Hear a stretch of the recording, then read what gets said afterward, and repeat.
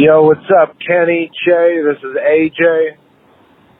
Man, I just finished jerking it to your last podcast. I barely lasted like a minute.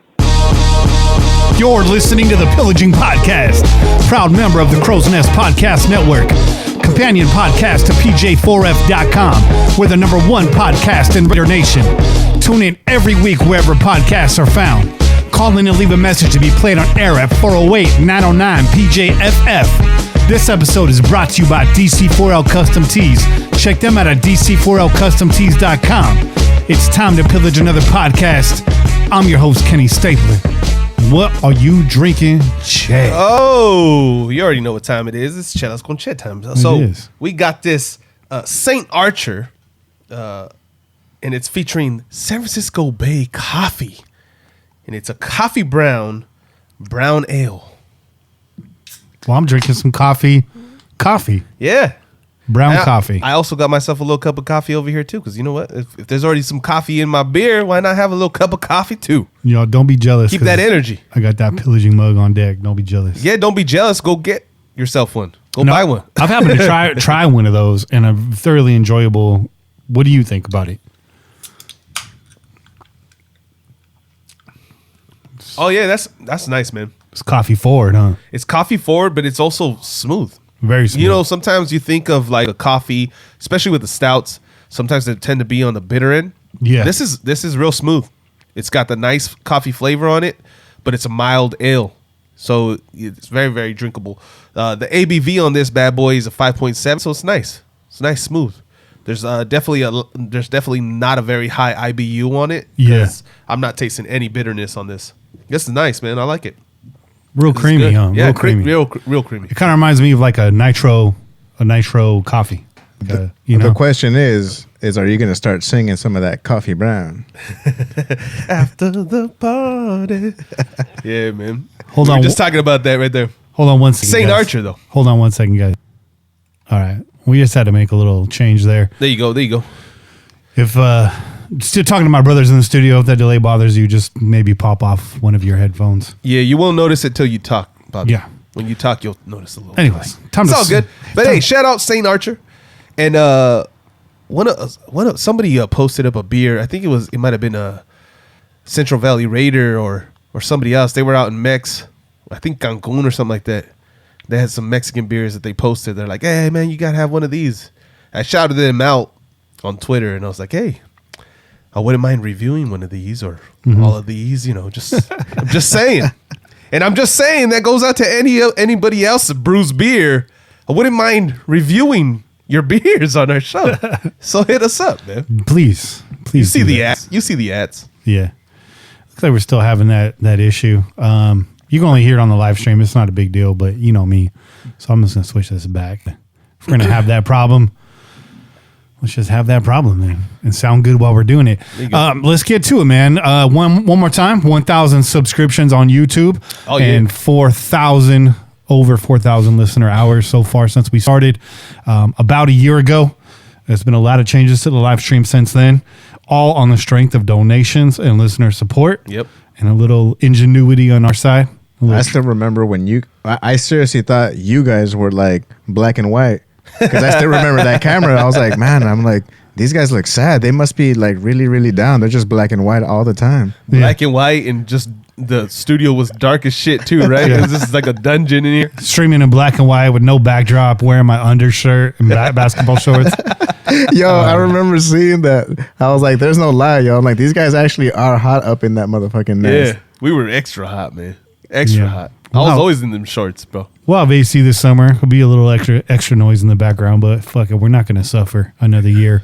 But as a result of the 1,000 subs, if you watch the live stream, you are now encouraged and free to donate during the show straight from the chat. Next to the emoji button, you will see a dollar bill button. If you hit that button, you can buy a sticker, or you can emphasize your post on the chat, which we will see a lot easier. I try to comment on things regardless. You don't have to spend money for that, but if you want to just send us some money, that's a little perk you get. And again, we'll have a shout out for all the donations at the end of the show. I want to do something special for everybody that's like on a subscription donation plan. There's some folks, D-Man, Rich Lacassi, I'll get to it at the end of the show because I'm going to forget everybody's name right now. But there's folks that just donate weekly or monthly. A lot of them, it's $4 a month. It's $1 per week. We try to do an episode per week. And I mean, that's huge, man. $4 a month. It doesn't sound like much. It's fucking huge for us. It adds up, man. It adds up. So the cost of putting this show out, it's more than you think. And this is great because this helps us not have to dip into our pockets, which is what we use to feed our families and pay our rents and stuff like that. So it really does help out. Yeah. And again, we're not getting rich off of you guys. That's not going to happen. Also, reminder, follow us on Twitter at PillagingPod, at Kenny Stapler, at Chan_PJ4F, at KaneMT6, at CNPodNet. You already know. Tonight's guest is Raider Rue. He's going to run the modified 2-minute drill, the new 2-minute drill. Eventually, I won't have to say that. It'll just be the 2-minute drill. Yeah. We have new rules for that. We'll go over them again during that segment. That's coming up at the end of this first segment here. So Raider Rue is going to be going for that alternate silver Bo Jackson jersey with the 60 patch and the NFL 100 patch. Real nice jersey. We've showed it on the show before. We'll flash it again during that segment. Raider Rue coming to claim what is rightfully his. Oh, yeah, man. And I have no doubts about Rue. Rue's our boy. We know him very well. And I think he's going to crush it. I wouldn't be surprised if he fucking gets all 10 right off the bat, bro. Bam, in a row. Just in a row. Bow, pow. You got he does have that 2-minute game on that. That 2-minute drill, he does have it pretty much locked right there. I've seen him on the field. Yeah. Rue's, I think Rue's got this, man. You got action on that? Action on what? Like, what are you talking about? You're talking about? You're trying to put down some money. To see whether or not he gets all 10. Yeah. I don't want to put that kind of pressure on Rue, bro. I want to say you said 10 in a row very confidently. I'm just seeing if you got some action on that. I don't got no action on that. My fucking pockets are empty, though. Yo, you sounded like Adam Sandler in that Uncut But if Gems I right did, there, man. Trying to parlay and shit, dude. It's like Rue gonna get the first one and go for the extra kick and get it all the way down the field. It's just gonna start pulling out rugby rules and shit. I was once in a uncircumcised porno called Uncut Gems, but that's a different story. I'm just kidding. My beige Vader is all trimmed up. my Tanakin Skywalker. Beige Raider. Beige Vader. Beige Vader, bro. My Tanakin Skywalker. Beige Vader. Oh, man. Shout out to onnationfanwear.com where you get all your Raider fan gear. That's where you need to be getting your Raider fan gear because everything else is out. One Nation is in. It's the highest quality garments that you can find on the market right now. I'm not rocking one right now. I'm rocking my Black Sabbath t-shirt just because, it's Sunday. Yeah, man. I got that good bootleg. That good bootleg we copped at this. That's my favorite shirt I own right now. This one's the shit. Right I like that shirt so much. The Coliseum. That's why. Let me give. I like that shirt so much. I'm not even trying to wear it. I'm like, I'm gonna bust that out in 15 years, and people will be like, "Damn." You know what? I actually did that the other day. I actually had one exact same one. I pulled it out. I was like, "This looks clean. I'm gonna wear it today to work." And I was like, "Nah, I'm just gonna fold it and put it right back into the closet." That's a smart play. You know what? I think what I'm gonna start to do is rock the other one. Yeah. Because remember we got the other one that had has the skull over the stadium, and then it had all the players on the back. Oh, right. Had all the players on the back. I might rock that one. I bought 2 of those. You bought 2. Yeah, rock that one opening day at Vegas. You won't. This one? Come on, bro. Who are you talking to? You think I wouldn't rock this opening day? Is that a classy move or is that a trashy move? No, that's just lets you know where we're coming from. Where we're coming from, yeah. I like Straight that. Out. You know where we're coming from. We're still here, ain't we? Yeah. We're still spending money, ain't we? That's it. Don't be mad. Fucking mad. What's up, Bobby? How you doing, man? Happy New Year, dog. Happy New Year's, man. Yeah. I spent it pretty cool. Just chilled out with the family. Nothing much. But as far as my gear, I don't have anything on because I had to get on that bike. Yeah. So I'm over here wearing my thermals right now, dog. I'm trying not to freeze my ass off again. Well, we got the windows open, so try to keep it cool in here for you. It's all good. No worries. Try to air it out. We went and saw Skywalker on those Doomers. Oh, that was That was intense, man. That was mind bending. That was definitely. I regretted it for like the first like 10 minutes that we sat down, not because the movie was going, but because of all the freaking kids that were around us, man. The lights were on and like, oh, dude, I felt like shouting out, like, doesn't anyone know about their library voice? I was like, just like, please be quiet. I'm like, bombing knee deep on these, doomers right now. So like, just chillax. yeah. Bro, you know these kids nowadays don't know nothing about no goddamn library, bro. But as soon as that, Yeah, they do. It's the free Wi-Fi. They're there all the time. But they can get that shit at fucking Starbucks, dog. They don't need to go to library to get the free Wi-Fi, bro. Come on now. They do all their research from their phones anyways. They don't need to go to fucking... I'm telling you, the libraries are having problems with the kids right now. Yeah? Yeah. no way. shit. Yeah. Having real problems with the kids. They're just loitering They're or just what? starting shit in there? Just loitering, starting shit, fighting. At Gilroy Library a couple years ago when I was working right next door at the auditorium, the kids are getting jumped in there. What? Yeah, some of the drugs in the lobby. That's all, baby. Damn. The librarian was Getting a little crazy. She was steaming, bro. Yeah, she was steaming. Shout out, by the way, but while we're at the top of the show, shout out to Hardcore Raider for assembling a hell of a cast on his live stream yesterday. There you go. They had Murph on there. They had your boy Q on there. Violator was on there. Watts was on there. It was a good episode. And Mojo was on there. These guys are in the chat right now. Shout out to both of you, Mojo and Hardcore. I was supposed to be on there. I couldn't make it. I had to take my dad in the hospital. Nothing major. We were worried, though, that maybe he had a touch of the pneumonia.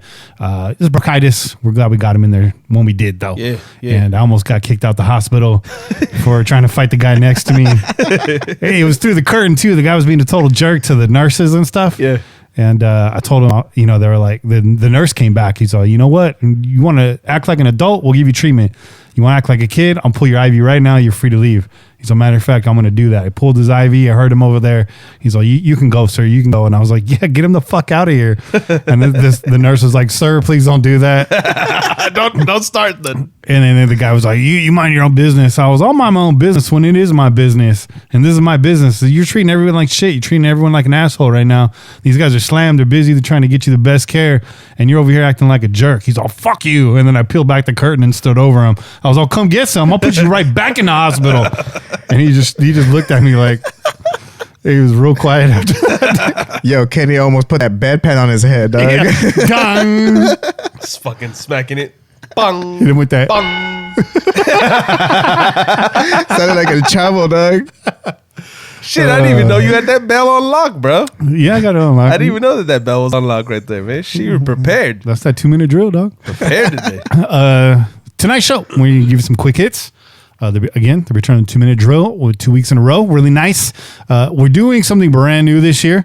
Shout out to Pete for the $5 donation, by the way. Thank you, Pete. Shout out Pete, man. But Pete just being here is a donation by itself. His calls are always on point, too, man. And I mean that. Right now, we've kind of done this loosely in the past. We're going to start a brand new tradition tonight. This is the 2019 year-end Crow's Nest Player Awards, also known as the Nesties. Yeah. The Nesties. So we'll be having the Nesties here. We'll get that started very quickly. And of course, we're hoping that Kane comes back on tonight. We haven't seen Kane in a while.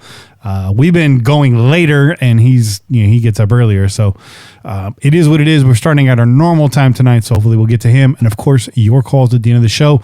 Only a couple calls in right now. We'd like you guys to call in with your Nesty Awards. You can make up an award if you want to. But the normal stuff, Raiders MVP, Raiders Trash Can Player of the Year, most disappointing player, most improved player, most surprising player, rookies of the year, either side of the ball, whatever you want to do. You want to give somebody a Nesty, you want to speak on it, good or bad, call in right now, 408-909-PJFF, and leave your message. Right now, do not disturb is on. I don't know if we're going to take a live call. We got a lot to get through, but who knows?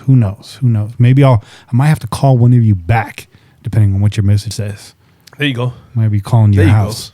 Who the fuck is ringing my phone at midnight? Almost done with my coffee. Then I got to switch gears in a minute. To this Woodford Reserve. Yeah. This is a beautiful whiskey right here. That bottle got some nice color right there, man. I had a really nice whiskey on New Year's Eve. I took my lady to the Saltwood Oyster Bar and Grill down there in Marina. Bro, I was telling my lady when I saw your pics that you posted, Uh-huh. I was like, hey, we've been there before. Because my cousin, her man threw a little surprise birthday party. Oh, out there. It's a chill spot. That's a cool ass spot, man. It's like nice but casual. It's nice, casual, but it's a cool little ambiance, man. Like, yeah, it's a cool place to fucking have like a group fucking dinner too. It's a nice kickback. Show up with a bunch of people because they got the big tables. They got a fireplace area where you can sit and eat. They got a big bar. They had Knob Creek, which is probably my favorite bourbon, my go-to bourbon. I'll just say it's my go-to. They have most every bar, but they bought their own barrel, which is something anybody could really do. And then they slap their name on the bottle for you.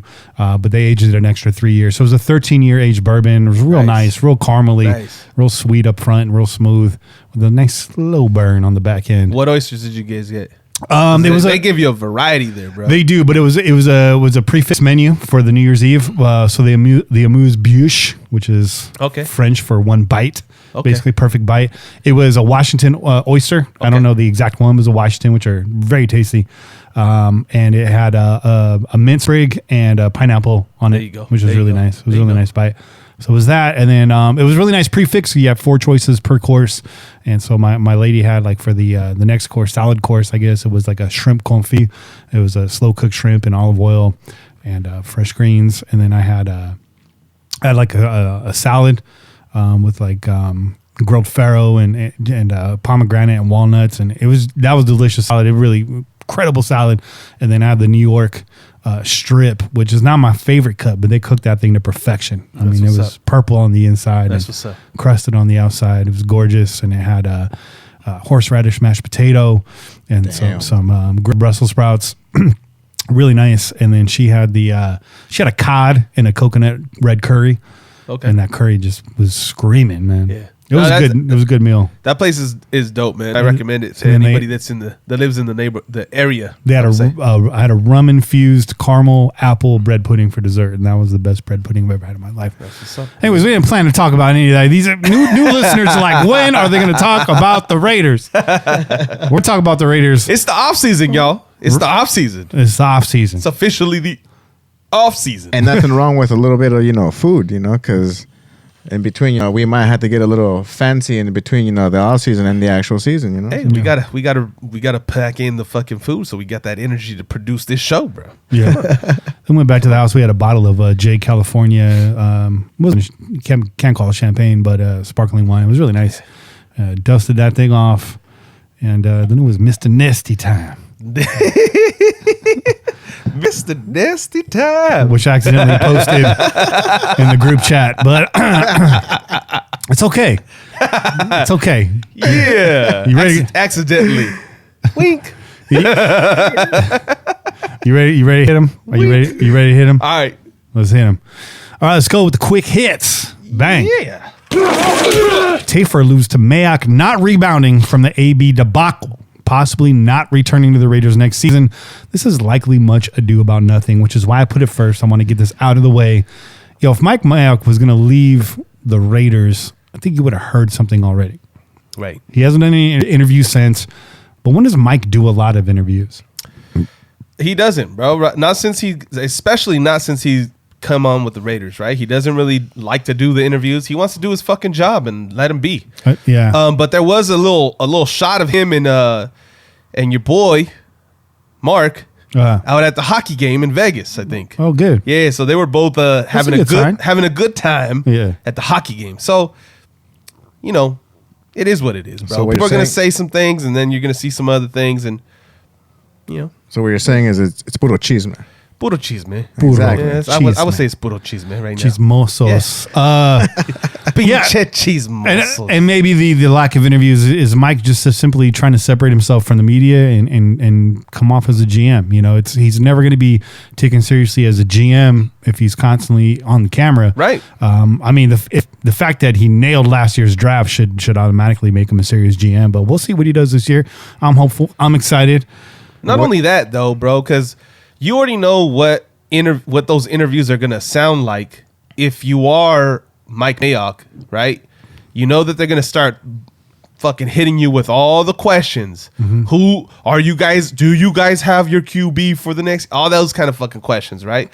He don't want to sit there and answer those questions. He just wants to be allowed to do his job and improve the team in the way he sees fit. He doesn't want to fucking answer your bullshit questions. Like, get the fuck out of here with your questions. And besides, he's never going to get that monkey off his back about being a media guy, not a GM. If he does 1 year GM work and calls it quits, that's not cool. Especially after a successful draft, he's got to have a chip on his shoulder about that. He's got to have something to prove. So, well, speaking of the draft, I mean, you also have to talk about like how he kept all the media away from anything. I mean, even inside the draft room, kept everybody outside. So if you think about it, they're already starving for some sort of information. So any sort of thing, they're just going to go ahead and pick it apart and try to say as much news of it, even though it ain't really shit. Right. Oh my God, look, Mark and Mike didn't look at each other the right way. So there's problems in the organization. It's like, dude, you just happen to catch the right photo. Yeah. Watch Mike come out in the draft with the bowl cut, and we have 3 matching haircuts in the front office. Yeah, Super Bowl. Super Bowl. Times 3, bro. Anyway, they got to go to Supercuts to get that cut. Let's keep it moving. The Raiders will hold their offseason workouts in Alameda and their training camp in Napa. They listen to Kane. Mark Davis listened to Kane. Either that or they're just not ready to move. But we are at Ricky's this last offseason, and Kane saw Mark Davis as he walked through. He's like, one question mark. Are you going to keep the training camp in Napa? And he's like, well, they will be for this year, speaking about last year. And it looks like we're going to get at least one more year of that. So for right now, it's still the Oakland Raiders until the official end of the league year, which I believe is March 15th or 16th, however you want to look at it. Free agency starts on March 16th. So we'll say March 15th, they're still the Oakland Raiders up until then. How about that? Yeah. All right, let's keep it going. Raiders add standing room only seats in the north end zone, and everybody loses their shit. There's not going to be a black hole. Yo, the black hole, for one, is in the south end zone. Always has been. Always will be. Yep. And this is actually a cool thing, especially for folks that aren't season ticket holders. These are not season ticket seats. These are not. I don't know how they're going to release these. I think they're going to release them the week of the game. Okay. Or, this will be on a per game basis at the very least. So right. Nobody knows what the cost of those seats are going to be. They showed, like in the mock-up, they showed people in suits drinking cocktails. This is not going to look like that. I don't think. What somebody made a comment about it too. They were like, it's the silver and black tie hole or the black tie hole or some shit like that. I'm like, that's what are you gonna do? An artist rendering is what it is, man. It's a bunch of fake fucking people that don't really exist. Yeah, they're just drawing up what it would look like if there was somebody there. Yeah, it could be a businessman. I hope they fill it up with 50 Raider Elvises. That would be tight. Raider Elvis? Yeah, just 50 of them. All Raider Elvis. That'd be awesome. Like in all the different stages, like fat Elvis. Yeah. Fucking skinny Elvis. Yeah. Fucking passed out Elvis with a fucking peanut butter and banana sandwich in his hand. Fried peanut butter and banana sandwich in his hand on the fucking toilet. On the toilet, Elvis. Goddamn. Hey, man, we got to keep that down, man. This is a house sanctuary. This is an Elvis sanctuary up in this bitch. It's the House of Presley right here. My middle name is actually I share Elvis. I share Elvis's middle name. Oh shit! No, my middle name is not Elvis. Tripping, bro. Kenny Elvis Stapler. All right, next. The Raiders sign Canadian Football League running back William Stanback. A lot of you people are like, so what? Yeah, this guy's a beast, bro. Watch this guy run, dog. He's 6 foot, 233 pounds. He ran for like 1,100 yards in 14 games last season. Okay. He had 300 yards receiving. The dude likes to smash people in the face. He is the big back compliment to Josh Jacobs. To me, Gent actually put me on this about 2 hours ago. He's like, "Did you see that?" I'm like, "Yeah, I didn't really read it though." Kind of passed it by. He's like, "Yo, this might be low key cool signing of the offseason." And I was like, and I was watching some cut ups, and I was like, "Yeah, that's kind of exciting. Maybe he's right." You know what I mean? Okay. William Stanback. Stanback. I had to check this Stand out. back, motherfucker. Stand back now. Stand back, motherfucker. I like it. We're definitely going to need some running back help because I think I saw that, who was it, Washington and Richard? I think they're going to be free agents, right? I think so, yeah. Because Richard was undrafted the year that we drafted Washington. Is that correct? Yes. Yeah. They both came at the same time. So I'd like to see both of those guys back. I'd like to see at least DeAndre Washington back. I think we've seen that he's serviceable as a stand-in. Richard, I don't know, man. I think he needs a fresh, clean start somewhere. I think Richard can still be effective. I just think he needs repetition and rhythm to get going. And they're not really giving him shots to actually really run the ball and be that home run hitter we saw in 2016. Yeah. You know, he's a third down back, so he's not going to get a lot of touches on 30. You know, I'd like to see him get a fresh start somewhere. I'm not saying I don't want to see Richard return. I want to see Richard succeed, and maybe that's best served somewhere else. I always saw him as possibly a Ricky Prohl type in our system, right? Ricky Prohl, Darren Sproles type in our system. There you go. Yeah. That's a better comparison. Yeah, Ricky Prohl. Ricky Prohl. Yeah, you pulled that one out of fucking nowhere, bro. Deep. That was deep. That was deep. But stand back. Raiders cornerback Nevin Lawson suspended for the home opener in 2020 after using his helmet as a weapon in the Raiders finale against the Broncos. I see nothing wrong with this. Didn't they make it more about the fact that he was using a helmet that he shouldn't have been using? I thought I saw something in there that talked about him having a helmet that he shouldn't have been using anymore. He had AB's old helmet on there. That's what I thought I saw. I thought I read that. Maybe I read that incorrectly, but in the comment, it was something about him because he had a helmet that he wasn't supposed to be using anymore. Then they counted it like if he was using it. Says here that he took his helmet off and was swinging it around. Okay. So. All right. Well, then that's a whole fucking different thing. Nice try, Che. Nice try. No, I swear to God, that's what I thought I saw somewhere. I swear to God, I wouldn't be saying that shit. I'm not going to just make shit up like that. No, come on. Who the fuck am I? All right, next. Cleveland Ferrell on 2020, the year 2020 coming up. He says he's just excited for the offseason. When he comes back, he'll probably be a completely different player. You probably won't even recognize him seriously. I don't want him to be a completely different player. I think I know what he's saying though. I think he's gonna put on weight. He's gonna come in better health. He was sick to start the season, but we saw a lot of good flashes out of Cleveland towards the end of the. Absolutely, man. I was having a conversation with one of our followers on Twitter. And we were just kind of talking about the defensive ends, and I was like, he made a comment about maybe we need to go after a starting defensive end. Yeah, and I was like, I think we got our starters. Mm-hmm.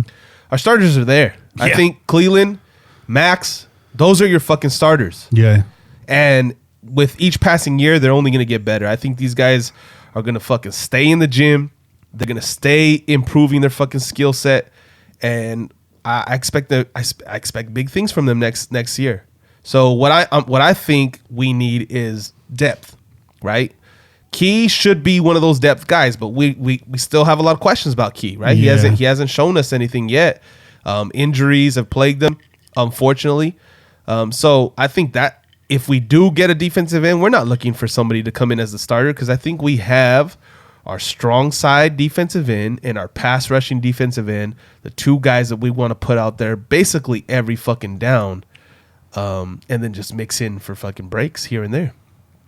These guys are going to look different next year. I expect both of them to put on at least 10, 15 pounds of fucking muscle. Yeah. I expect Cleveland to get a little bit more acquainted with his pass rush moves, and I look for these guys to beat people up, dog. I really do. I think they got that kind of motivation. It's fucking fantastic that we got both of these guys at the same exact time in the same fucking draft. Yeah. You guys should be fucking excited about that. A lot of people are talking about how they expected Cleveland, or maybe they incorrectly expected Cleveland to be the pass rush sack guy. And they were really upset because he wasn't. But he was who this team expected him to be. A strong side fucking defensive end who set the edge, and he still made plays in the backfield. He made plays in the backfield. He still got to the quarterback. Need I remind you, he still had 4 fucking sacks, 4.5 sacks, was it? So that was more than the guy that we've been crying about since he left. That was more than his rookie season. Well, why do all of a sudden we have this different fucking set of rules and regulations for Cleveland Ferrell? Okay, I'm not saying that he's going to become this 15 sack guy, but I think he is the right guy. He is the right guy. And Yeah. Max Crosby is the fucking surprise. Look, He's a surprise. if you can't see it with Cleveland's length, his size, his character, you're going to call a guy like that a bust. You're just speaking way too early and you're speaking out the side of your mouth. He's not a bust, bro. He's not. I thought not what the way He's a that player on the motherfucker rise. plays. He's a player on the rise. Absolutely. Especially, it's about mentality with this guy too, because you could tell he's a winner. You could tell he's going to fucking put in the time. He's going to put in the work. He takes his job very seriously. He takes being the number 4 pick very fucking seriously. Dog. Yeah. And by these comments, it seems like he's also his biggest critic, which Yeah. is really nice. Absolutely, and I like that. Well, see, I'm also glad you brought up number 52 because in reality, that's the litmus test. Everyone's like, "Oh my God, who's supposed to replace him?" and blah blah blah. And like you said it perfectly right there, man. Look at that. He has the same numbers as he did his rookie season. Not only that, also remember Colton Miller. Right. He started off as a small dude. Everybody questioned him. It's like, Right. Obviously nobody really knew how hurt he was, and he, fought through all that shit. But still, he came back this year bulkier than ever. Yeah. He came out looking like an actual lineman. Yeah. And I could only expect the same thing from Mad Max and also from Furrow as well. Absolutely. But listen, we got a guy in Max Crosby who blew those fucking numbers out the water, bro. Yeah. Okay? And everybody just wants to point the finger at fucking Farrell. Farrell doesn't have to be that guy because we already have that guy. Mm-hmm. So stop fucking complaining because you guys got the best of both fucking worlds on your team at the same fucking time. Salt and pepper. Come on, baby. Salt and pepper. Let's go. Salt and pepper. Stand back. Derek Carr has lost 55 games in 6 years. The only QB to lose more is his brother David Carr Yeah. with 56. Yeah. Let's keep it moving. Yeah. Raiders and Richie Incognito agreed to a 2-year, $14 million extension. Yeah, that's a beautiful thing right there. That's a beautiful thing right It there. is a wonderful thing, dog. Shout out to the good doc for sending that good hard-earned Canadian money. Good dog. Thank you Good very looking much, out, Doc. dog. Kind of catching up with some of these chat messages here. Doc says, actually, Doc was saying that Stanback is he can ball. So he lives. Your boy, the good doc would know because he's out there in Canada. He is. You know what, Doc? I wish they would show more Canadian football down here. I do not mind watching it. Hell no. I'll watch any type of brand of football. I don't care. Exactly. I don't care. Exactly. I adjust my expectations accordingly and I watch. Right. Well, I mean, have you ever gone to go see the SaberCats when they were here in San Jose? I've never been. Nobody went to go see the SaberCats. Yeah. That's why they're not here anymore. Hey man, I actually went to go see that because my boy's stepdad, he happened to be security there, so he happened to have tickets, obviously. So he hooked us up, and for what it was pretty cool. Yeah. Like, I ain't expecting no crazy NFL style, like not even XFL style, but yeah, it definitely was what it was, And I'm excited for the XFL. I think they're going to come back. They're trying to do it more legit. I hope it works, man. Everybody wants more football in their life, and I'm tempted. I'm tempted still on these Oakland Panthers tickets. If you guys didn't know, there's an indoor football league. The Oakland Panthers will be playing at the Oracle Arena. It's $450 for a season pass and a parking pass. And yes, they will be tailgating right there in the lot. So if you're nostalgic and you want to get back out there, You want to get back in that D lot or that A lot, dog. Yeah. Shit, man, I'm tempted. $450 for all that. I think it's 8 games that they'll play out there. So yeah, it's Saturday nights starting in March. So I'm just wondering what the vendors would look like, man. Because that's one thing that I definitely am gonna miss is waiting obviously for those gates to open up and seeing all those cats walking up and down. So that's the one thing I'm interested to see as to what kind of shirts they got going on. like a bunch of Black Panther stuff, probably. They're just gonna have a whole bunch of fucking Marshawn Lynch stuff, bro. Yeah, it's true. More than likely. Marshawn Lynch, co-owner of the team. There you go. So it's exciting. Yeah, it'll probably be like some Marvel Black Panther gear and stuff like that. I know the name is based on the Black Panthers, which originated in Oakland. So I think the whole thing is just really cool. That's what's up. It's cool branding. It's everything. It's a nice homage to the history of Oakland. Hey, we'll see, man. We'll see. That's our quick hit segment for the week. Yeah, man.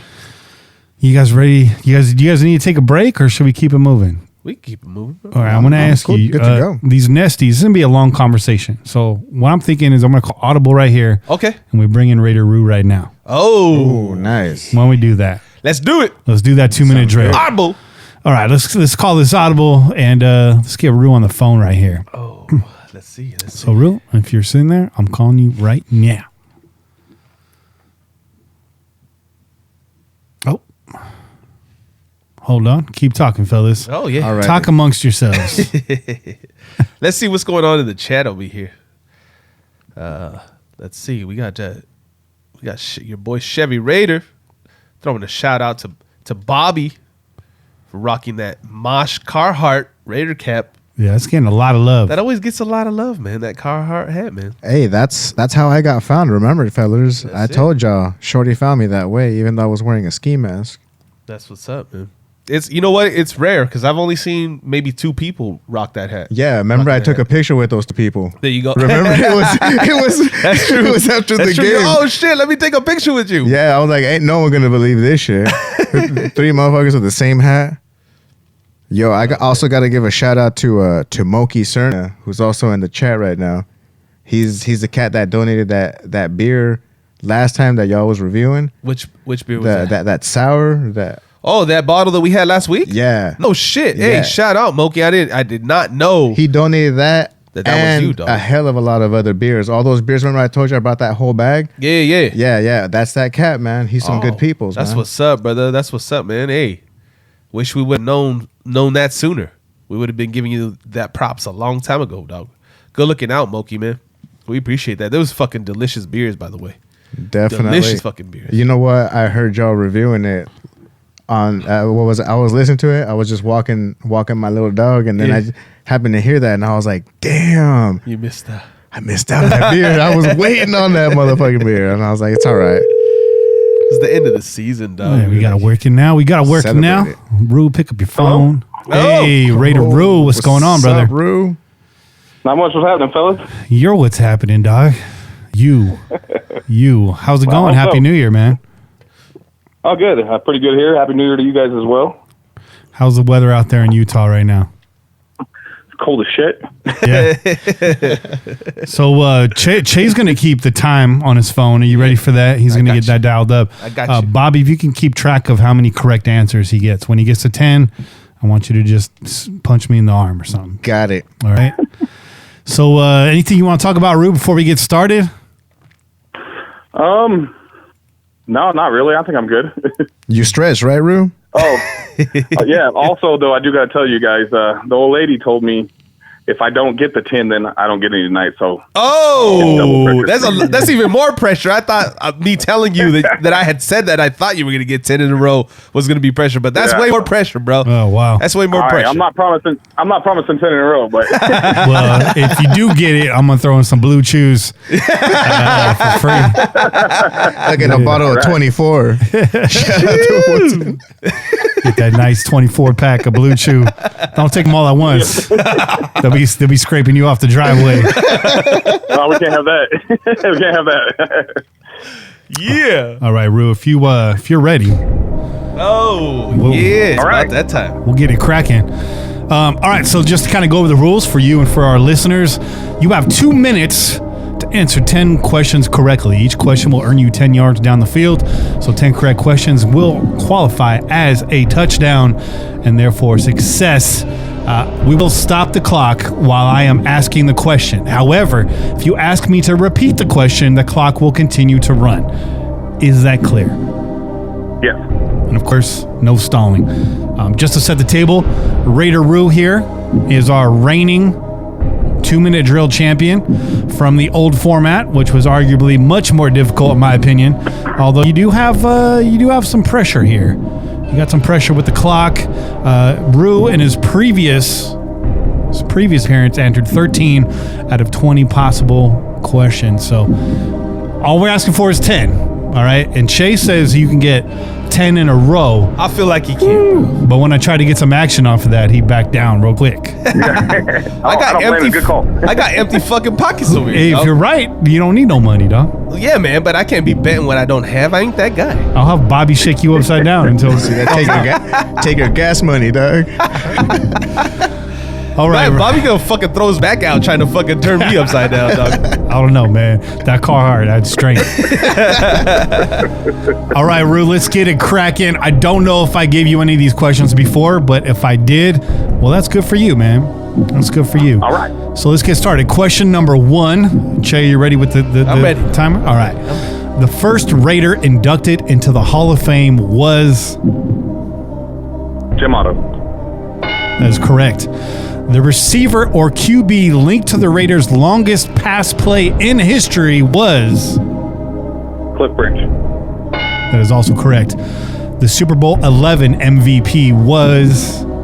Fred Blitnikoff. That is correct. What was the first year the Raiders called Los Angeles home?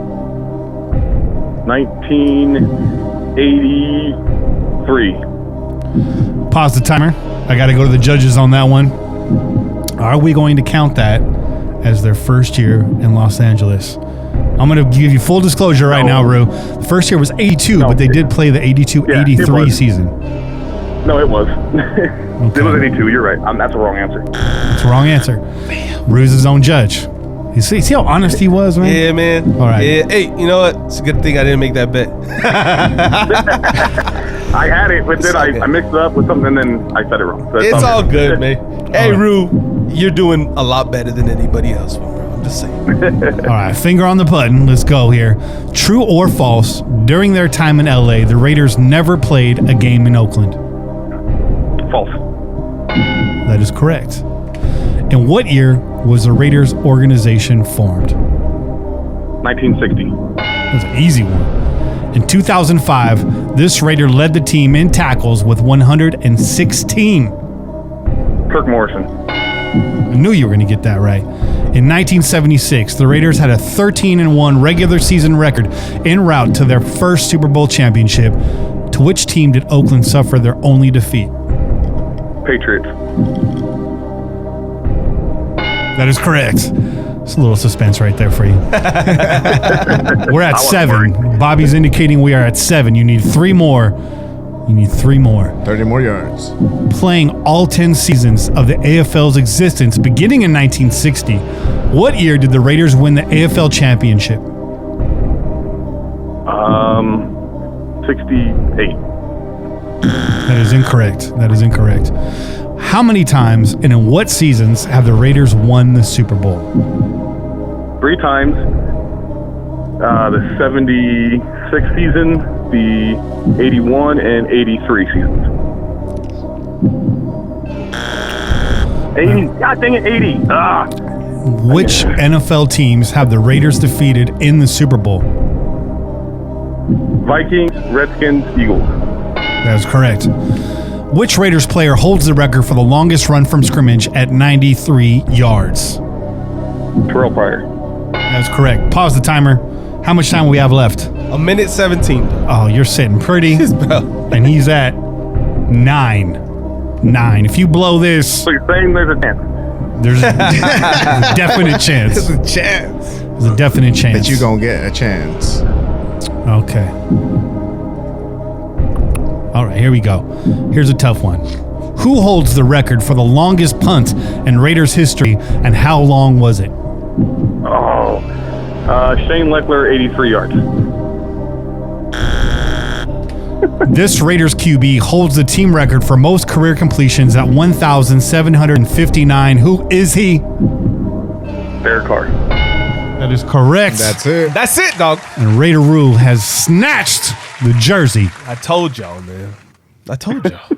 You didn't tell me nothing. You said 10 in a row. I said that's don't, what you told me. No, I said don't let this shit get to Rue because it's over, man. Rue He ain't. did say that last week. Yeah, man. It's over. Rue's going home with the jersey. He didn't pull off what I said today. Yeah. But he was pretty fucking close. No, you're right. You're right. Pretty goddamn close. Yeah, I'm just saying.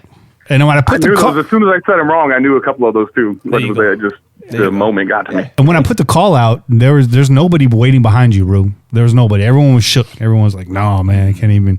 I'm not about to put myself out there like that." They knew it was a waste of time. They were like, "I'll let Scott Bear try to win that jersey or something."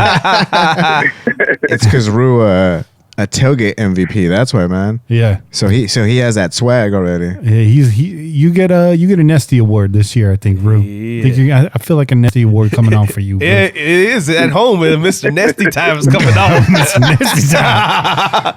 Mr. Nesty Time. Rue, we're gonna keep it short. I know you got to go bang your wife. That's right.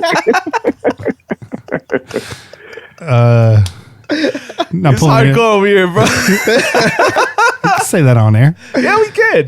We say whatever the fuck we want, apparently, man. Hey, give her that good stroke too. You're a champion, man. You're a champion. You gotta make love like you just won the Super Bowl. You know what I mean? There you go.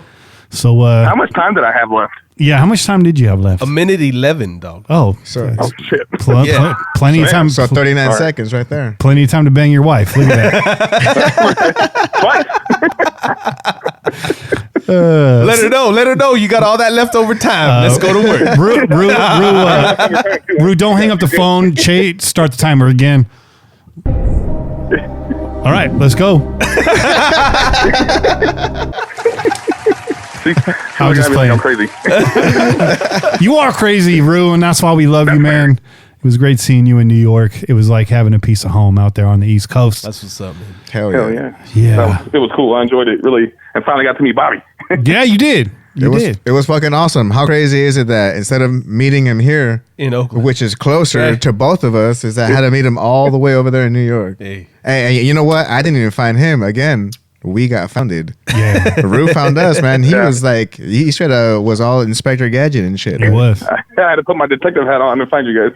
He like Carmen San Diego. Bobby San Diego. Where in the world is Bobby San Diego? San Diego, actually. San Diego. Rue, man, I don't want to keep you on the phone too long. Thank you for coming on, and congratulations to you. Send me your address. I will ship this out to you as soon as I can, and I hope you enjoy it. I'll try to throw in some extra things that I have laying around here. Again, I might have a blue chew for you. And Hey, I appreciate it. other things. All right, brother. Happy New Year to you. Have a good night, and we'll All see you right, in the Happy chat. New Year, guys. Yes, sir. Happy New Year, brother. Happy New Year. Peace out, brother. All right, later. Oh, man, that's good shit. Well, that was fun, right? Yeah, dog. That was fun. This will be a long segment. Let's take a short break Yeah, right now. sounds good. And then let's come right back to this. Let's come back to this. Will be his own segment, and we will see you guys on the other side. Yeah, boy.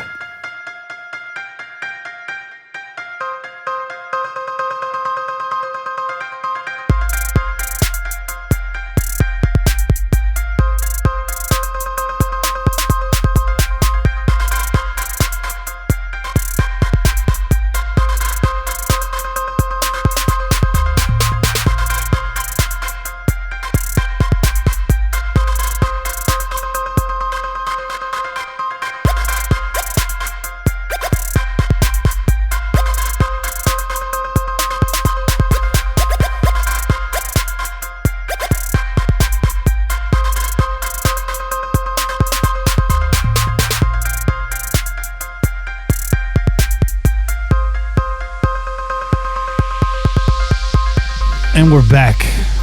We're back. You're listening to the smooth sounds of Nosferatu. That's a track called Something Massive off the album titled Something Massive. If you know what I'm saying. That's what's up. And that one goes out to Raideroo and his wife. Oh, yeah. I like it. Dedications. We're getting dedications now. Shit, we're gonna turn into the fucking the slow jam line, bro. After dark. You can stop calling the radio, call the fucking Pillaging podcast, man. Yeah. I'd like to request this one for Sonia. This song goes out to you because you make my heart tremble, girl. It's gonna be half Raider, half Loveland podcast, dog. Kenny gonna be giving love advice too, dog. Shout out to Kenny Stabler for the blue chews. I really put it down yesterday, dog. A blue chew and a Red Bull. Firme. Oh shit, dog. Hell yeah. Good times. I'd like to give a shout out to Shy Guy. You don't have to be shy. I see you. Lonely girl. We're having too much fun. Oh man. Let's Hell get yeah. into this, man. It is a special evening. Oh. Very special evening. And, this is a time of year that I look forward to. And I'm just very happy. I'm looking out over the crowd right now. We got a lot of very special people in the building tonight. To my left, my co-host here, your boy Che. And, of course, Bobby Wasabi. I'd like to give thanks to everyone that made this possible. And be a lot of special voices tonight, presenters that we have coming up. Greatest, the likes of which you have never seen because they're actually not here. You won't see them tonight. They have a face for radio. Yeah, you will never see them. You will never see those motherfuckers up in here. Just saying. But we have three very, very lovely presenters. Actually, I should say four, because if Kane comes on later, we're going to have him round this off with us. So we're going to split this in two, just like Raider Rue and his wife. Shout out to you guys. Just getting started here, folks. Let's get this going, man. 2019 Crow's Nest Player Awards, the Nesties, as we like to say. The Nesties. As you It's guys- the Nesty Time. It's Mr. Nesty Time. We'll be back in 15 minutes. Bang, bang. Bang, bang. So we got a lot of awards here. We're going to give you our offensive, defensive rookie of the year, biggest surprise player of the year, most underrated player of the year, biggest disappointment of the year. We're going to do some Pillager awards, comeback player, most improved, trash can player, and of course, your year's silver and black Raider Crow's Nest MVP. Crow's Nest named after the home studio in which we record this lovely show. That's right. Let's get it started, folks. Oh, yeah. The 2019 Offensive Rookie of the Year.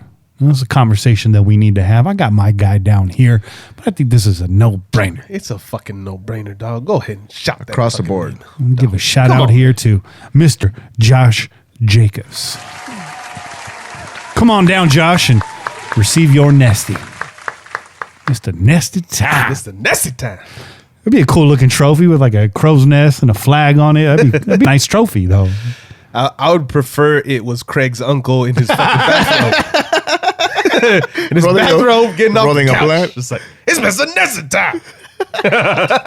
Of course you would. Of course you would. Josh Jacobs, well Just a deserved. bathrobe. While we're on this subject, I know a lot of Raider fans, it's hard for us to hide our bias. It really is. We're a very passionate fan base. A lot of people really want Josh Jacobs to be the actual factual offensive rookie of the year. I guess kind of my hot take, not really a hot take. I'm not going to hit the button on it. I don't think that he gets it, man. I think that the time that he spent out, I think the injury is going to hurt him. I mean, some people could say that adds to the argument. He still produced. He still put up numbers despite the fact he didn't play all 16 games this year. What do you guys think about that? Is he a shoo-in? And if not, who's his competition? I personally think he's a shoo-in, dog. Because I can't think of a fucking another rookie that you would argue for. What's another rookie that had a better season than Josh Jacobs, dog? Even in his injured fucking time. Like, nobody produced like he did. I'm not seeing it. What was it? This games? This season, who was it? 3 games that he missed? Yeah. And that's including that, so. That's what I'm saying. Yeah. Who produced more than he did in that span of time? According to NFL.com, for what it's worth, they're saying Kyler Murray. Cut that fucking audio off. I did. There you go. There you go. Thank you, though. You have my back. Yeah, I got you. They're saying Kyler Murray actually is leading the pack here. It's not a bad pick. Despite the fact that Arizona is bleeding in almost every position over there, they stayed and they stayed competitive this year. They played games, but still not the kind of impact that Jacobs had, man. Jacobs literally won games for us this season. Think about what our season looks like without Josh Jacobs. Yeah. Think about what Arizona's season looks like without Kyler Murray. Hey, listen. They look like Arizona. They look the same, arguably. The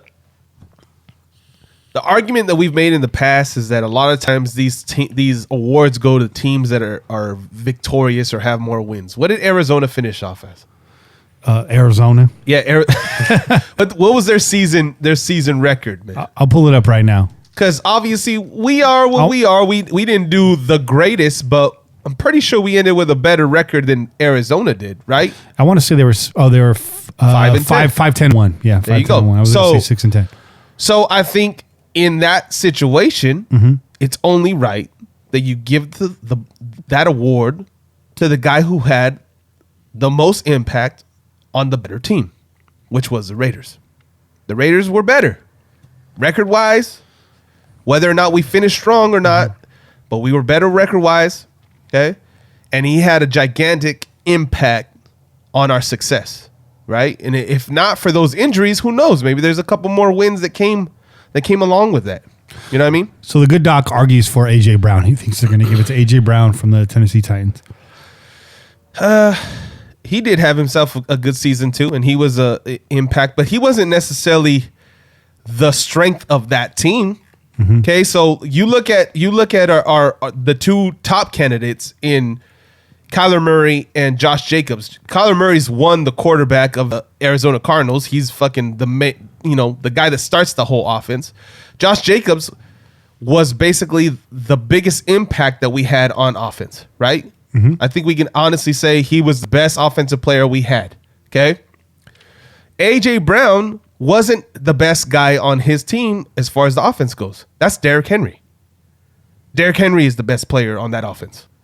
True. So, no, I don't give it to him. Yeah, and by the way, For those reasons. That article was written in July.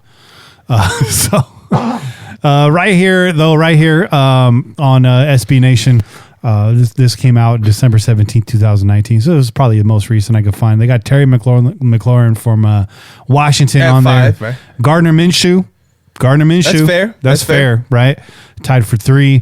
Kyler Murray on that list as well. A.J. Brown on that list. Number 1 on SB Nation, Josh Jacobs. So I'm not saying he doesn't deserve it. I could just see him not getting it for those reasons. I wouldn't be fucking surprised. Yeah. I wouldn't be surprised if he didn't get it, but in all honesty, I think he gets it. I think he deserves it. Now, this isn't an MVP award. This is basically purely based on output, but I would arguably say that Josh Jacobs, if you're looking like MVP guidelines, he was the most valuable player to his team out of this bunch. Without Absolutely. Josh Jacobs, we finished 7-9. Without Josh Jacobs, we're 4-12 again this year. Yeah. Right? Well, he Absolutely. proved it. I mean, just by being on the damn field and playing with a fractured fucking shoulder, dude.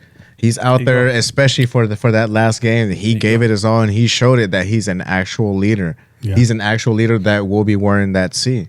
Yeah, Absolutely. Absolutely. Good point, Bobby. Yep. So let's give that one to Josh Jacobs. Congratulations, Josh, on your very first ever Nesty Award. Yeah. Mr. Nesty Time. Let's keep it moving here. We got the 2019 Defensive Rookie of the Year. My pick would be Max Crosby. I think that's a no-brainer also. That's a no-brainer. Definitely. Is it not? Yeah. I mean, come on, dude. For where he got picked at Yeah.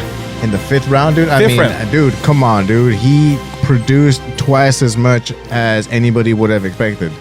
Honestly, in my opinion, because everyone was hyped up, and not to talk shit about Furl, but everyone was hyped up on Furl, and look at Crosby. He knew that he had to step up. He knew that he couldn't be no Brandon Parker. You, Brandon Parker. Purely for the sake of conversation, based on gut feeling alone, because we didn't have any tape hardly to watch, do you think Abram would have pushed him for this Nesty Award had he stayed healthy all season? I think that's fair. I think that's a fair argument, man. On heart alone? It's going out on a limb, one game. But the dude was in every spot he needed to be in. The tenacity he played with, the leadership he was shown on the field. He was very vocal. Right off the bat in that first game, just popped off the tape. Looked like a veteran to begin with. Very comfortable out there. I personally thought, and I mean, we'll never know this, but I personally thought Abram would lead this team in tackles. Me too.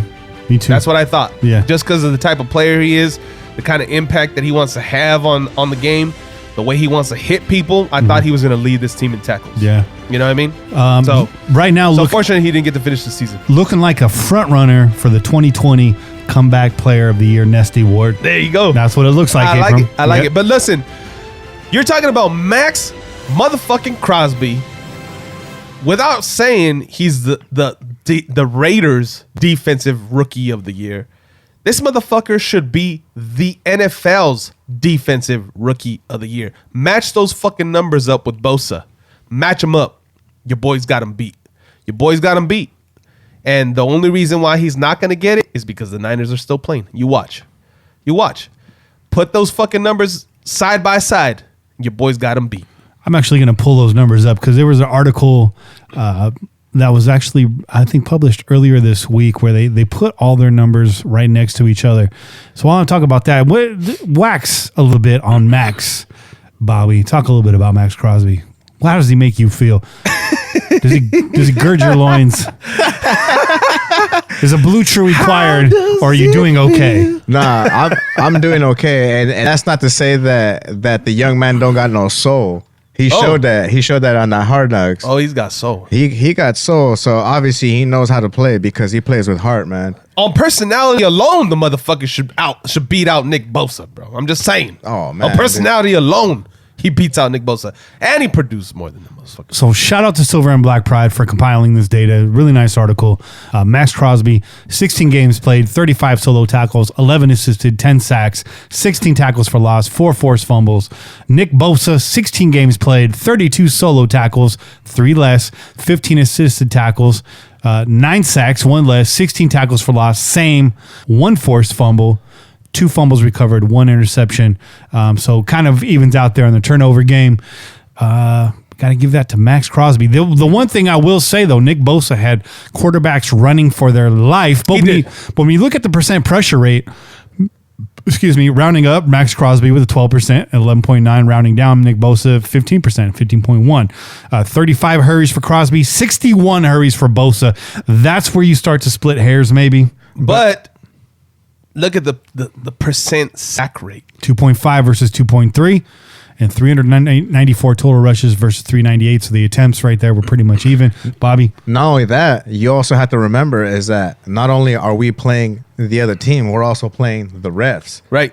And the one thing is that when Crosby started producing a hell of a lot more, the refs started throwing that flag a lot more liberally, dude. On him, maybe, but not when he was being held fucking every goddamn down. Come on now.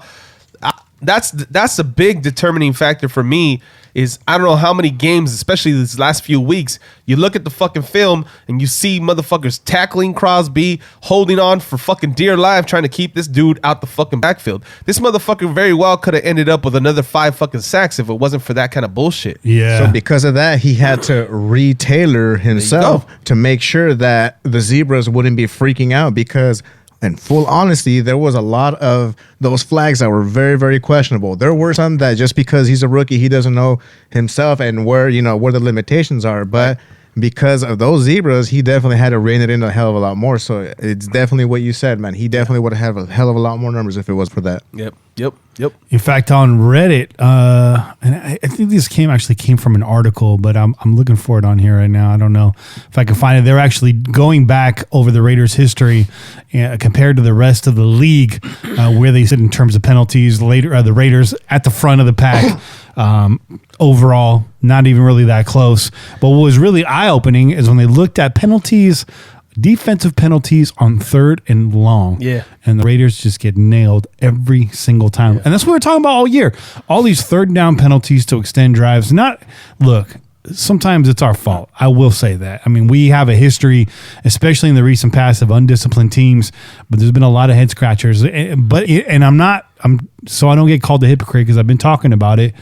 We can't lean on this as an excuse anymore because if you look around the league, the officiating has been horrible. I mean, watching the playoffs today, the Saints got jobbed again. That's a questionable call because their corner was being handsy too, but it was a legit push off by the Vikings. It really was. Kyle Rudolph, who caught the game-winning catch, and I was watching the game with Polly, Niner fan, and he was ecstatic because the last thing he wants is to face the New Orleans Saints in the NFC Championship game. No, well, the last thing he wanted was to face the fucking Seattle Seahawks next week. That's the real big factor because 3 times seeing that same team, they know you're fucking shit. They know exactly what you're going to do. But he was very happy to know that the Seahawks weren't going to be traveling to fucking play his team next week. That's what he was really happy about, man. Yeah. Yep. It's maybe too much time in New York. My guy. My guy. Hey. My guy over here. Let's move on here. Let's do it. 2019's biggest surprise player of the year. Che, who's at the top of your board for the biggest shocker this year?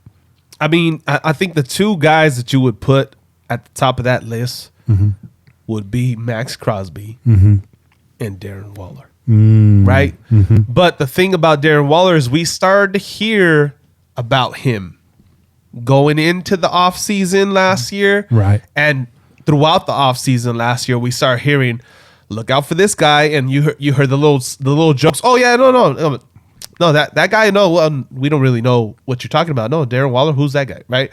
They were making fun of the fact that they knew they had a fucking baller. A baller. Right? And so they were trying to play it lightly, make a lot of jokes and shit. And then this guy came out and did exactly what they were fucking basically leading to, right? They were basically letting you know, oh, we got a tight end. Don't you worry about that. We got our tight end. You guys talk about, will the Raiders draft a tight end? No, we got a tight end. Keep talking. Yeah, and then what a lot of people thought was, okay, Darren Waller, he's a big athletic guy, former receiver, turned tight end, right?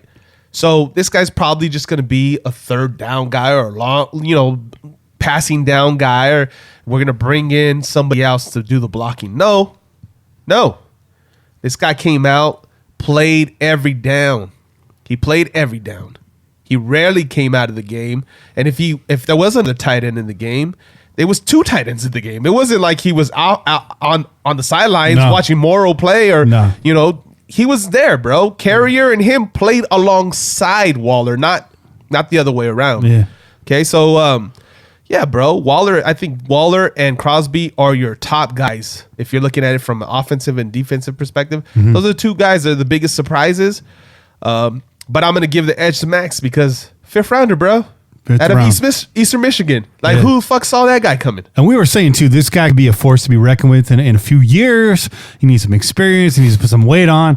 Max was like, nah, hold my beer. I got this. Nah, what are you guys talking about? What the fuck you talking about, man? I got to put on muscle before I do make an impact on this game. What you say now, Chuck? You a plum fool. Oh, that's for show right on. Shout out Spice Adams, man. Max Crosby, why don't you come on down here and get your 2019 Nesty Award, the first ever 2-time Nesty Award winner in 1 year. Max Crosby, biggest surprise of the season. Double Nesty Time. Double Nesty Time. Wife said she wanted 8 inches, so Max gave it to her twice. Oh, how you gonna do my boy like that, dog? Come on now. Hey, until he earns that third X, that's what he gets. I like it. But I think he earned that third X. I think he earned it this year. Max Crosby, well deserved. Hell Congratulations to you, bro. Hell yeah. Get that nasty, Mr. Nesty Time. By the way, we didn't have a name for these awards until about 3 minutes before I pushed record, so I hope you like it. Facts. There's no turning back now. Yeah. It's time now for the 2019 most underrated player of the season. Oh. This is a tough one. This is a tough one because as Raider fans are, as we'd like to be, Bobby, we like to go into the season hyping everybody up. Everyone's going to all pro, everything. Everybody, all the time. Every time. So, Bobby, what do you think, man? Most underrated player of the season. What's your entry? This is one I think is going to be divided because it's kind of an open-ended thing. Man, underrated. Wow, dude. Yeah. For me, it definitely would have to. It would have to be to a late comer, to Deion Jordan.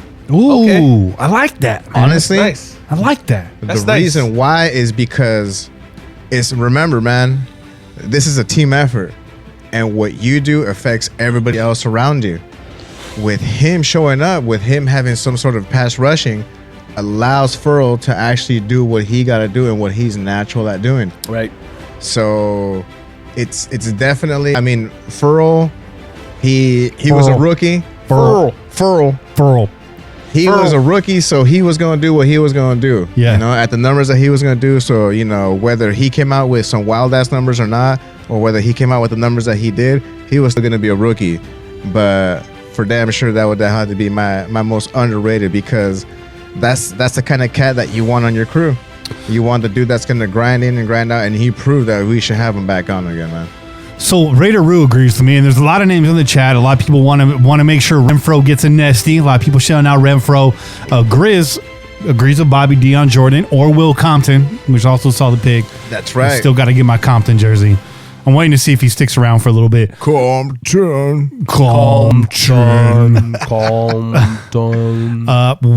And Raider Roo agrees with me. My underrated player of the season is Foster Moreau.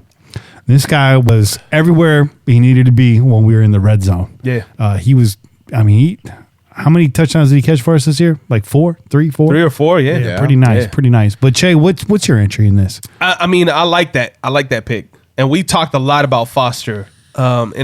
We mentioned earlier in the season, maybe a few weeks back on the show, about how we might have got the best tight end out of the fucking draft. Everybody was talking about the 2 guys out of Iowa, right?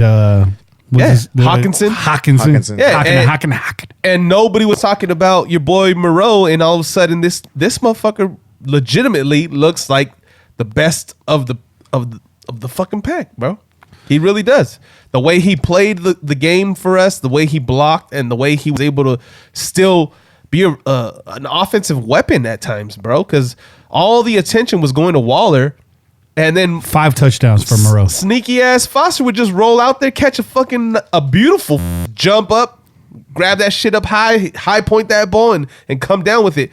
And that's the one thing that we didn't expect from him, right? We didn't expect this dude to come out and be some offensive pass catching tight end. We expected him to be probably what the Raiders needed, which was a blocking tight end coming into the season. We had our boy Lee leave to Buffalo, right? Yep. Shout out to Lee. I'm sorry that you guys didn't pull that one off. I was kind of pulling for Lee the other day, bro, because he's a fucking Raider. Lee's a fucking Raider, bro. Yeah, definitely. I didn't see Jerry Cook at all in today's game. Did he play? Second half, bro. Oh, second half. Second half he came on. Okay. Yeah, second half he came on. I was in my laptop. Yeah. Second half he came on. He came on. So Foster Moreau, only 175 yards, but in the red zone, 5 touchdowns. Noah Fant, 563 yards, 3 touchdowns. And was it TJ Hawkinson? Hawkinson started off on fire. The first game of the season had a fucking 100+ yard game with a fucking touchdown or 2. But finished with only 367 yards and 2 touchdowns. Exactly. Fade away, fade away, fade away. Fade away, fade away. Sail away. So, but listen, man, I like those 2 picks, man. I like those 2 picks. But as far as the most underrated player for me goes, I'm gonna give it to 2 guys. I'm kind of in between 2 guys. I can't give it to 2 guys, but I'm in between 2 guys. What about Trayvon Mullen? Trayvon Mullen, definitely, right? Came on late. Yeah. Came on late. Strong. Firme. But listen, what about Richie Incognito, bro? What about Richie Incognito, bro? Because listen, everybody in the offseason, when this started to kind of become the Raiders are looking at Incognito, everybody was like, no, don't do it. We don't need more of that. And that kind of stuff, right? Yeah. I said meanwhile, everybody was fucking through the roof for AB. Mm-hmm. Right? Oh. We're like, yeah, we got AB. We're fucking up. We're gonna fuck it up now. And everybody was like, stay away from that dude, that crazy white boy. Oh man, he's gonna fuck shit up. Isn't it ironic? It's ironic. Well, they said the same thing about me when I started this podcast. Stay away from that fucking dude. Crazy white boy gonna fuck shit up. But listen, man, and they were right. Hey, we talked about it last week, and I'm gonna say it again. That dude came in, and he was. I don't know. Maybe it's. I'm not gonna say if it's fucking real or not or whatever. All we know is this guy came in, fucking blended in with the team beautifully. Mm-hmm. Said, you know what? I'm a changed man. I'm fucking. I've learned from my mistakes, and I'm here to fucking just make this team better. And that's exactly what he did. He made this team, this offensive line, better, bro. Mm-hmm. So we saw it. The Raiders saw it. The coaches saw it. The GM saw it. And that's why he got 2-year fucking extension. Because that motherfucker came in and made this team better. So I'm gonna stick with that one. Because I also had PJ Hall. Ooh, Nice. man. PJ Hall, although maybe he doesn't have the numbers, doesn't have the stats, weekly, bro, you saw that motherfucker blow up a fucking play, blow up the fucking backfield. He lived in the He backfield this was in the season. backfield. Yeah. And that's exactly the guy that they thought he was going to be last season when they drafted him so early. And we were like, who the fuck is this guy? Yeah. And then we saw the videos of him fucking squatting a goddamn house, and we're like, oh, okay, that's why they got that motherfucker. Yeah. But it showed this season. It showed through. I think he added to his skill set as far as being able to fucking rush and break down fucking the offensive line. But I mean, his power was undeniable. Mm-hmm. And we talked a lot about a dude in the offseason, Anthony Rush. Big tone. Set the tone. And we were thinking this guy was going to actually stick, and then he got signed away. And I think players like PJ Hall and Hankins made him available because they were actually playing pretty well inside, bro. You know, Yeah, they were. Your boy Mo Hurst was doing pretty good as well. And, Hankins is coming back, man. There you go. I didn't even have a chance to wax about that in our free agent episode, which is coming up next week, by the way. I was going to say, bring Hankins back. And Yeah. they brought him back before I even got to say anything. That's awesome. But I think we touched on it. We said Big as Bang far as- Hank. Big Bang Hank. Shout out Sugar Hill gang. But listen, I think we've talked about it a lot throughout the season. Is that this defensive line looks like it's there. Mm-hmm. It's there, and I expect it to get better because of all the youth we have on this team. Yeah. Right, we're gonna add. I see us adding some more guys there as depth. For sure, right? We'll add a defensive end in here somewhere, and we'll probably add another DT, and we'll let it play out in the offseason to see who fucking sticks, right? Yeah. But I think without a shadow of a doubt, they got that shit correct. They Because do. the guys that are there are performing. We just need the rest of that defense to fucking follow their lead. There's no more projects on the defensive line. We got Hell no. multiple different player types all playing the right position where they fit and comfortable in rotation. Yeah. And it's working out really well. So this is a long discussion. Yeah. We can go on and because I mean, really every Raider is underrated. I got to say that. Yeah. Every Raider. But I'm gonna make an executive decision right now because we're all over the board. I think everybody had a really nice entry and really good justifications for those entries. But I will say this, when it comes to a player, when you talk about really being underrated and people saying, no, he's not going to do it, this isn't the guy, I think, Che, you're absolutely right. I think Richie Incognito is the guy. I think it's Richie Incognito. So Richie Incognito, welcome to the 2019 Nesty Awards. You deserve every moment of this. Bask in the glory, your newfound resurrected career with the silver and black. Good luck in Las Vegas. Hell yeah. I mean that from the bottom of my heart. Good luck in Las Vegas, because goddamn, wow, that could go sideways real fast. Very fast. But Richie Incognito, you deserve every ounce of this award. We appreciate you. Here's your Nesty. Yeah, boy. Woo! Yeah. Get TJ Hawkinson off my screen here. God damn you. I wanted that guy. That was the guy I wanted to draft.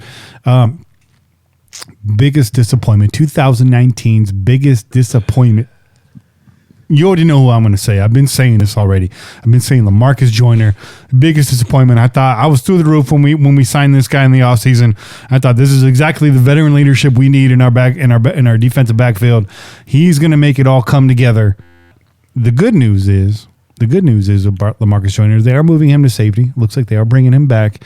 And, that is where he did shine when he was with the Rams. So who knows? He can turn it around. We are not talking shit. LaMarcus Joyner, you are a Raider. We want to see you do well. Next year's comeback player of the year, Nesty? Possibly. Maybe.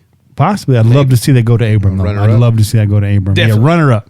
Definitely. Bobby. Okay, let's see. For me, this is hands down, and I'm pretty sure a lot of y'all will agree with me.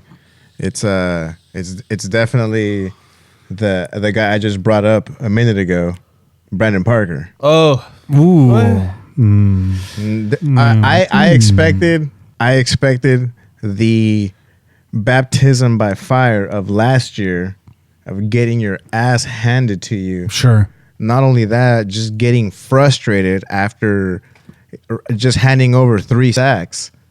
I expected you to learn from that.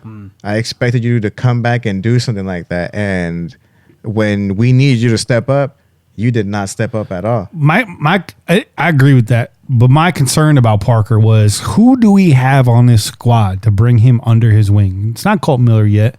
It's not Trent Brown. Both of these cats are still pretty young. There's no real mentor at tackle on this squad. Lincoln.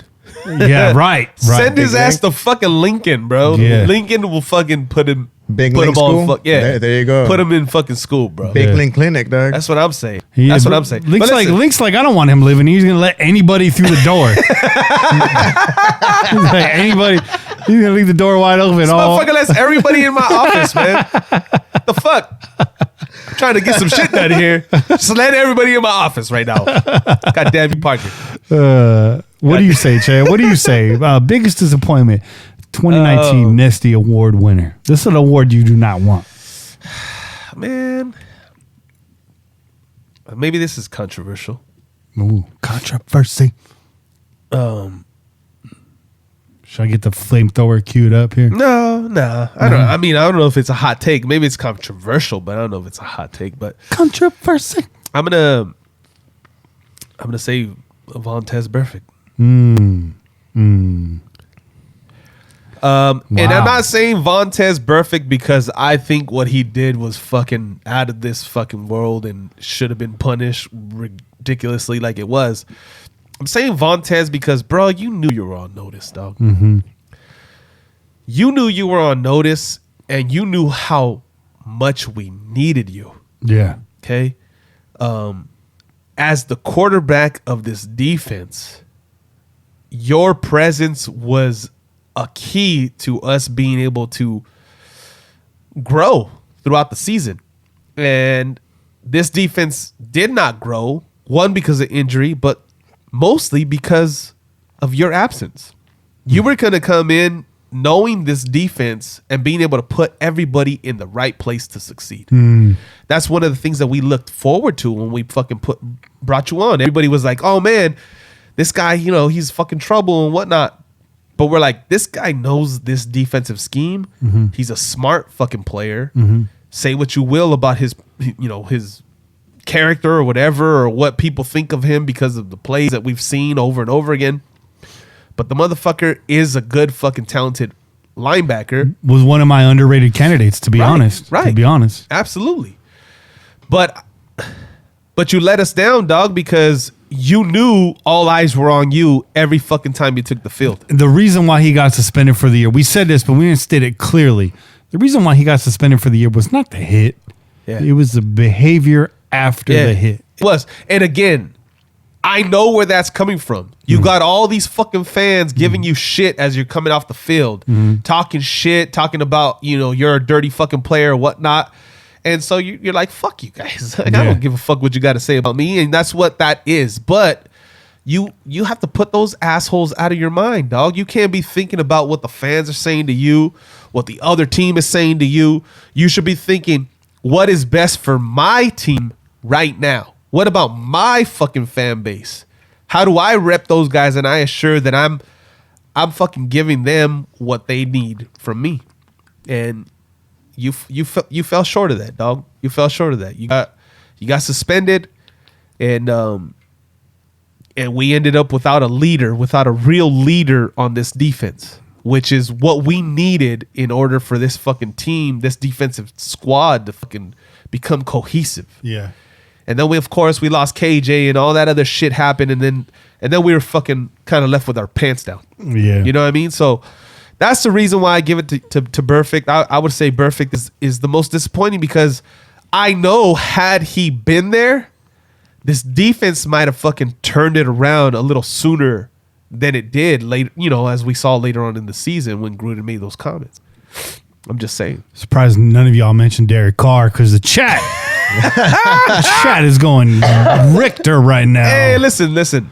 We've already we talked about this. Let me just say reason why we're skipping that name. Okay, we're skipping that name because we've gone in the last 2 weeks pretty hard. And me and Kenny looked at each other today and we said, you know what? We're not even going to fucking mention that guy's name. These are my final words on Derek Carr. We're not going to do that. My final words on Derek Carr because what was it? What was this right here? Somebody said, Alec Ingold. For somebody said for underrated. That was player. my other. That was my other guy for underrated player, bro. That was my second Yeah. option right there That's too. a good one. That's a good one. Colton Miller, Hardcore Raider said, "Yeah, these are good." I'm getting off topic here though. Derek Carr, and that's it. And I think that was for most underrated player. And Watt said, "Is that it?" I'm gonna let you stick to that. I was like, wow. But here's my final words on Derek Carr. If I were to pick him as big as disappointment, this is why. Derek Carr is a massive cock tease. Derek Carr will take your pants off. He will not suck your dick. But you might end up sucking his. Shit. And that's where we're at in Raider Nation right now. Some people are too, man. Bang. Bang. Lord. I'm just going to leave that right there. But damn, that again, biggest disappointment of the year. That's a lot right there. So I said Joyner. Bobby, you said Parker. And Che, you say Vontaze Burfict. Perfect, yeah. bro. That's a good one. Perfect. I don't know where to go with this right now. All I know is that the All award three are is gonna, fair Kennedys, bro. Just saying. It is. The award is actually going to be a Roman swipe because, you know, they're a disappointment and they're going to need to, you know, use that to try to bring their game back. You know? I'm just saying, you know, it should be different. You know, you shouldn't get a nice looking Nesty like everybody else that did their due diligence. you get a Roman swipe. Fucking disappointment. Me and Watts agree for one. He says, "See, Kenny, you think about Carr on this list is my point." And shout out to Grizz for trying to change the subject. He says Henry Ruggs needs to be a Raider. I agree with you.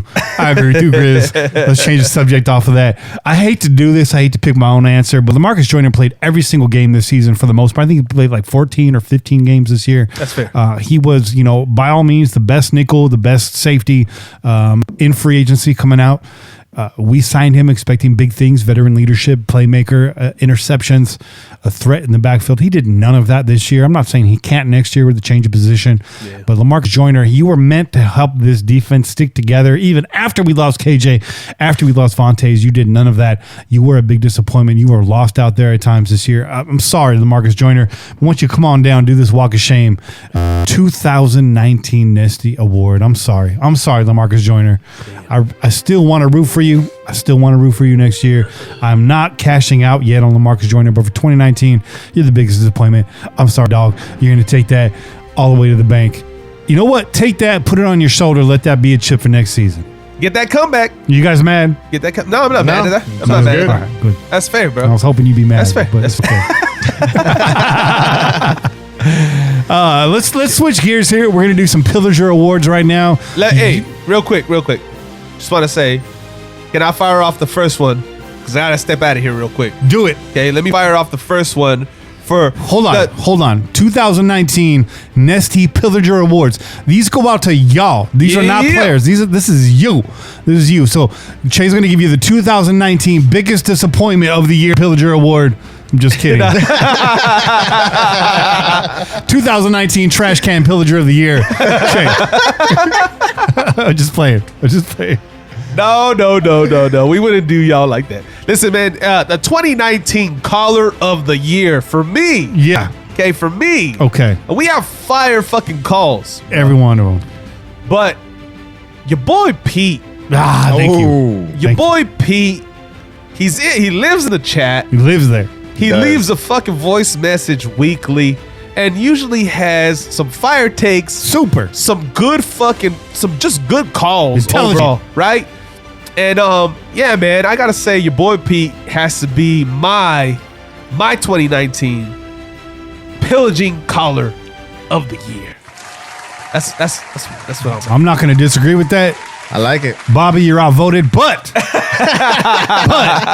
I want to spread the love, though, Bobby. I want to hear I want to hear what you have to say, man. If you were to give it to somebody other than Pete, who would you give it to, dog? Oh, it's It's a tough one too. honestly not really. It's an easy one.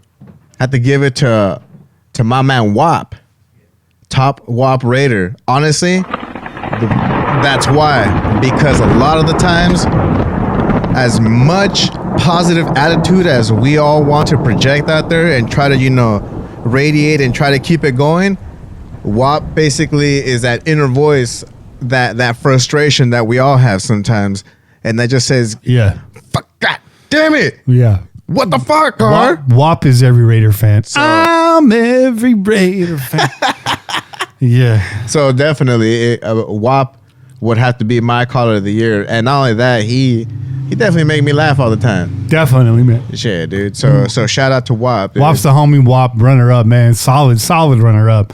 And the list goes on and on. Like Chase said, every caller is pretty banging on this show. There's a lot of badass callers, but as soon as you said Pete, and I was like, yeah, that's exactly who I was thinking of too, man. Throw 3 Raiders in there.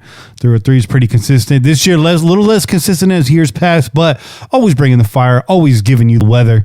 Weatherman 303, you're on that list as well. I mean, there's a lot of folks on that list, man. There's a lot of folks on that list. There is too. Not only that, who else? And WAP's got a call lined up for tonight too. Johnny as well, man. Johnny, dude. Just because he be having some of them hilarious takes, man, talking about Carr being like a gas station burrito and shit, dog. Yeah. That one had me going right there, dude. So definitely Johnny, dude. Shout out to Johnny.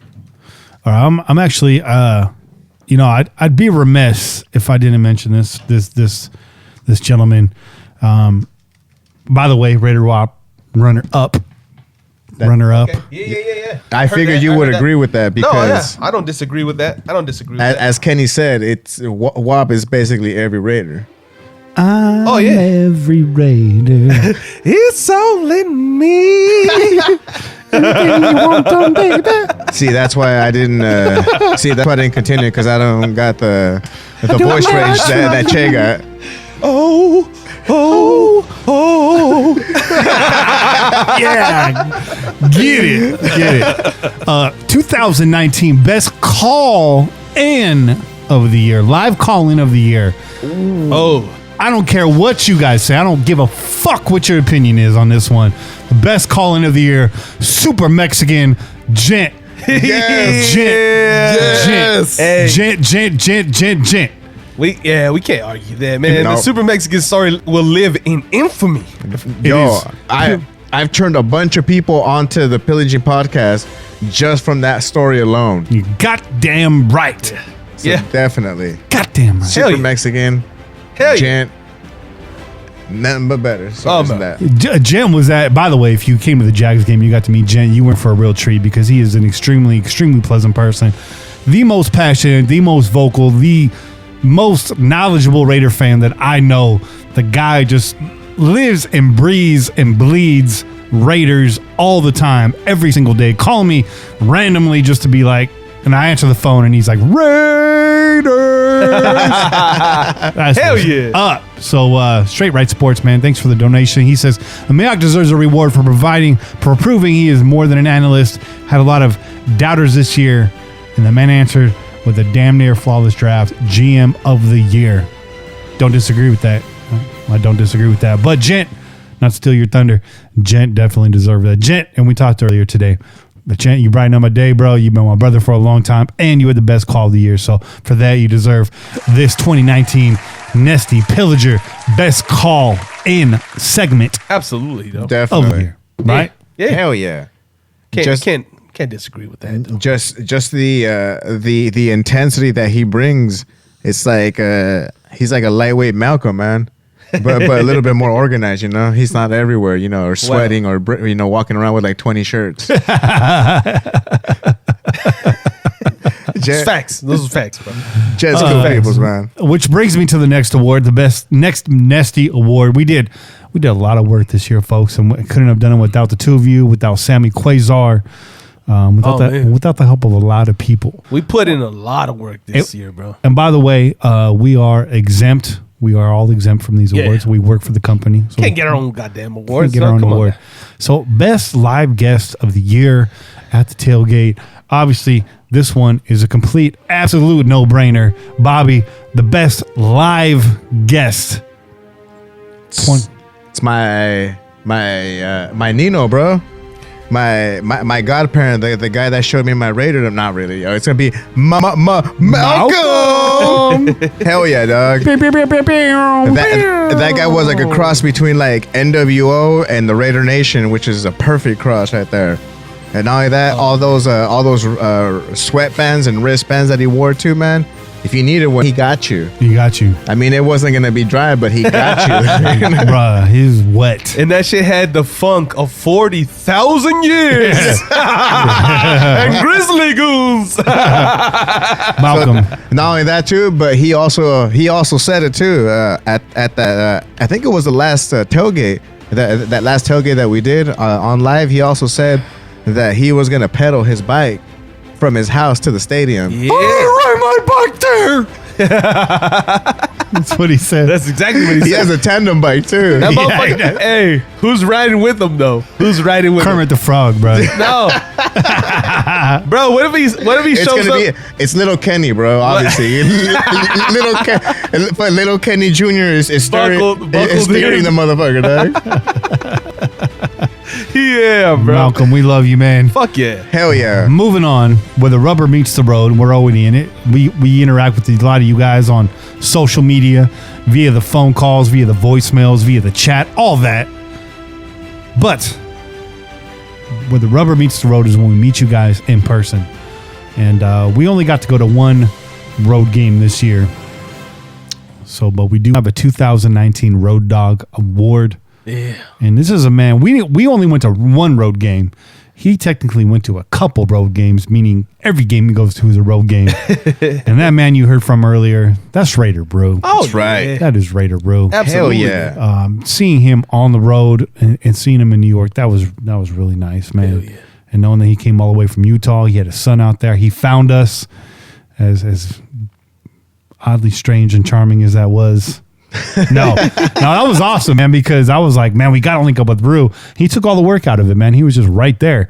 And that's awesome, dude. That's just really awesome. That's not fanship. That's friendship. That's what that is. Absolutely, man. Yeah. Absolutely. We don't look at you guys as fans. We look at you guys as our friends. I mean, he, like you said it right there, perfect, dude. Like, he had his son out there. Perfect. He was like, hey, check it out. He's like, these are the guys that you hear that I talk to, that I interact with. Not only that, they're also into the exact same thing that I'm into, and his son is actually into the Raiders as well, because not all of his boys are into football as much as he is, and his son that he brought out there, he's all about that, dude. So it was perfect that he was able to hang out with us, you know, and also basically keep passing on that Raiderdom to the next generation, man. Yeah. So he's beautiful. Definitely very, That's a beautiful very, thing. very, very deserving of that award.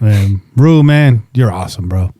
I say you're awesome. You've excelled at every single facet of pillaging, whether it's the 2-minute drill twice, 2-minute drill champion. Let's just say that. Two times. We should honestly just give all the fucking awards to Rue. He's going to win them eventually, bro. You've been a tailgate MVP. Yeah, that's right. And now you're the 2019 Nesty Road Dog of the Year. You deserve that and many more to come. Rue, we do love you with all of our hearts. We appreciate you, dog. I will pour silver straight down your mouth because you deserve that. Piping hot, molten silver down your throat. He has silveritis, so you got to be careful. He's got, he does not have chromophobia, by the way. Nobody got that answer right this year. Nobody did, huh? No, nobody did. I'm going to do a modified 2-minute drill filled with just the random questions. That'll be fucking fun, dude. That would be impossible. Fun. For us. That'll be fun. That'll be fun for us. Whoever takes that challenge will never sleep again. We're like, what the fuck is this, Kenny? We got one more Pillager award to give out. And if we miss something, let us know. We will include it, or maybe we'll add an addendum next week. Who knows? But if you got a problem with that,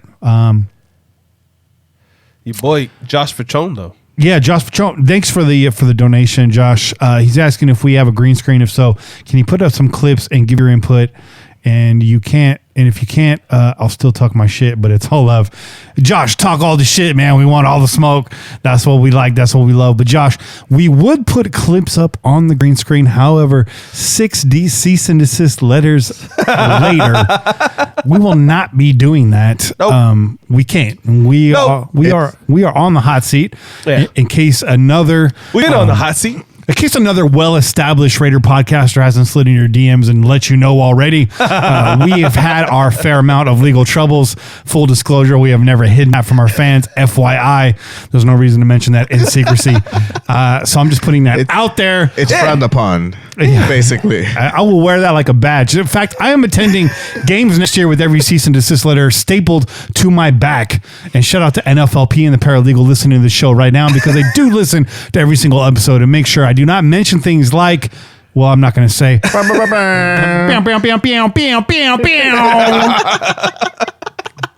I cannot and will not do that, but no, man, that's definitely something that we wanted to do. We wish we could, bro. Just so you know, we wish we could put up some clips and review and talk about it, but unfortunately, that's just not in the cards for us. What I could do was post those clips to another place and just give you the timestamps and be like, if you look at 45 seconds in, no, I'm not messing with you, Josh. It is a good idea, and it seems fairly obvious, and that's the only reason why we don't do it, man. We would love to do that. We would really love to do that. But hey, man, if you want some nice film breakdowns, there's actually the sleeper dude that you need to check out is on Raider Ramble. So follow raiderramble.com. There you go. I'm blanking on dude's name right now. I think I know it, but I don't want to say it wrong. But we'll give that to you at the second half of the show. We'll give him a shout out. Raider Ramble. Obviously, you already know the obvious. Gypsy's out there. You got Ted DeWin's out there. There's a lot of great film breakdowns. Chris Reed does a really good job as well. Yep. He's writing for Raiders Beat right now, right? So, Raiders Beat. Chris Reed. But Raider Ramble, man, they got the new up and comer, and I think he's doing actually an excellent job. I think you need to watch out for this dude. So I will find that name right now. But we got one more Nesty to give out. Yeah, boy. Tailgate MVP of the season. Ooh. This one. Ooh. I got my own entry. Okay, there's one guy. There's more than one guy that was at multiple games. There's one guy that was at more than one game and made probably the most important impact. If you came to the tailgate and you ate good, either Bobby cooked it, but I can't give him the award. He works for the company. Yeah. It's our man Anthony, man. Yep. It's our man Anthony, dog. Yep. Not only that, but he closed out the year perfectly for us. True. He grilled some fire steak. Tried it. He brought some unlabeled bottles of wine. Yeah. And he tried to fucking get me with them unlabeled bottles of wine. I think he mashed those up with his feet, man. He mashed up those uvas and was like, "This is gonna be right here for chair right here." He man. was sitting in that fucking barrel for fucking 2 days, crushing fucking grapes, dog. He didn't shower that whole week either, dog. You know, I will say this. I will toot my own horn. Okay. He was like, "Try this, Kenny. I want you to try it." Now I do these flavor profiles on the beers or whatever. I'm no professional. We are just Jay and I are just winging it. We're just regular drinkers. ass dudes. Regular ass dude. RAD, regular ass dude. Jags. I'm just another guy. But he was like, "Try this." So I tried it, and I do swish it around in my mouth.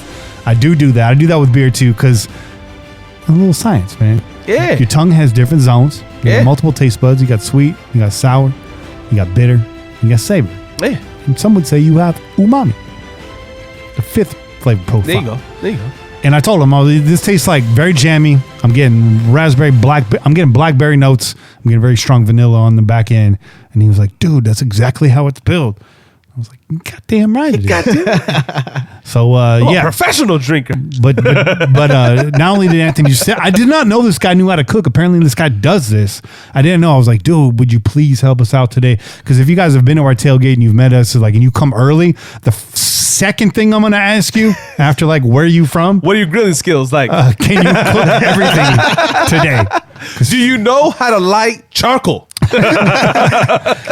I think next time we're doing a live tailgate, I'm just gonna put the grill right next to me, and I'll just be flipping while on the show. But nah, man, Anthony held it down this year. We got to meet you at Ricky's Sports Bar in the off season. It was a brief, I'll be honest, awkward kind of meeting. Every time I meet somebody brand new, I'm an awkward dude. I just feel awkward all the time. And you ended up coming through, and we ended up becoming friends, man. So we really appreciate you, dog. You are super cool. You and your lady, really down to earth. And I met you on Reddit, and I'm not going to say your Reddit name because that is taboo. And your name is wild.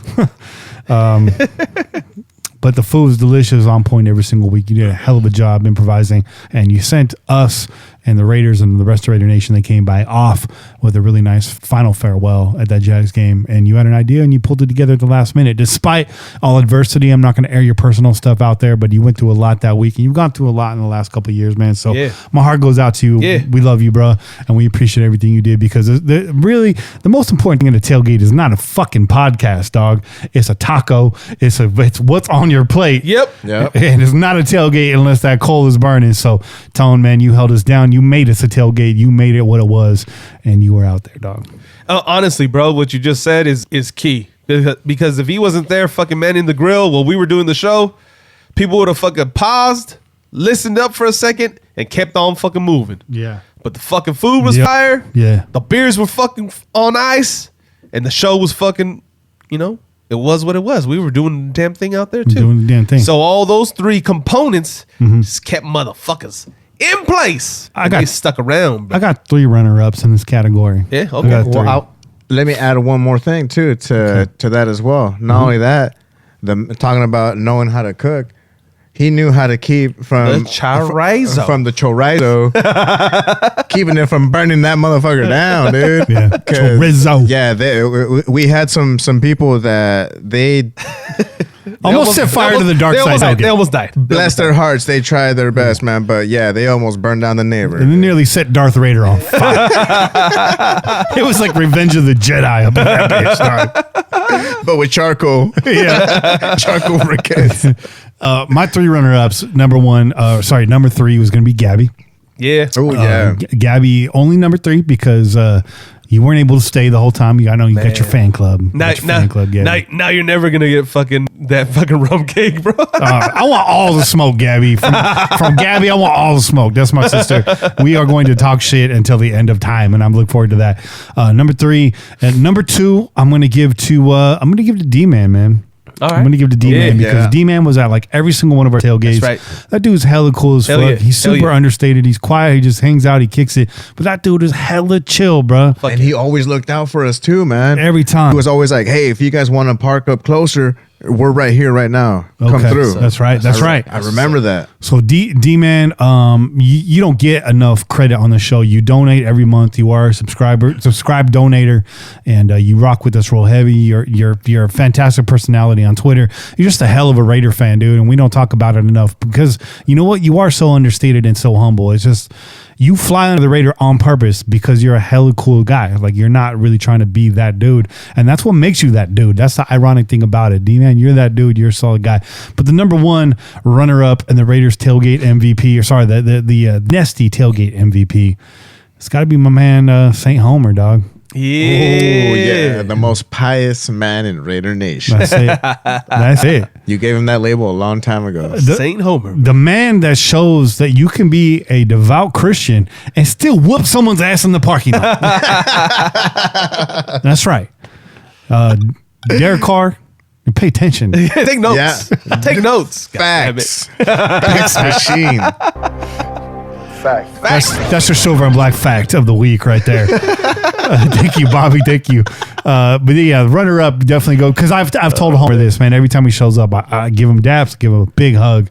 I tell him I love him, and I say, you know what? It's not a Raider game if you're not here. That's the dude that makes it a Raider game for me. When I see him, and I feel bad because at the Jags game, I didn't really get my time with him. I usually have like a good solid 10 to 15 minutes where we just chop it up. And St. Homer, man, you not only you one of the best Raider fans I ever met. You're in that gent class of Raider fan. You're just a fucking tailgate vet, bro. Yeah. Veterano. It's crazy because every time I hear that voice, I just whoever I was talking to, I would just stop and I would like, hold on, just turn around and just yell, Homer, and just walk right over. He'd be like, Bobby, man, dude. And it's crazy because I don't know who this cat is. I had no idea who this cat was. Yeah. Because of y'all, you guys are like, hey, check it out. This is Homer right here. This is the cat that you've heard on before. Like calling in. And I was like, yo, so what's up, Homer? And straight out, man, knowledge like nobody else that I've seen, man. Big time. So yeah, I'm gonna vent an award on the fly. The Nesty Raider OG of the year goes to Mike St. Homer. Oh, that's nice. Right. On the Mosca right there, Doug. You came up with that. I like that. On the Mosca. That's on the fly for all of us Spanish impaired listeners. I like that shit. On the Mosca. On the Mosca. De la Mosca. Yeah, man. I don't know if you listen to the show because you're old school and you probably don't know what the hell the podcast is, but you are on my website every single day and you're on my mind all the time when I'm watching the Raiders, and you are always at the tailgate because you are the homie. You showed us how to do this and I appreciate you, dog. I consider you like a family member. So Nesty Award. And with that concludes our first segment. We are saving the best for last. There you go. We're going to give you our comeback player of the year, our most improved player of the year, our trash can player of the year. We're going to back that garbage truck up one last time for 2019. And, of course, the 2019 MVP of the year. So with that, we will sign off with the music. The 2019 Nesty Awards to be continued on the other side. We are going to take a break for right now. My name is Kenny Stapler, and we will see you on the other side. Watch it. Peace. Choo.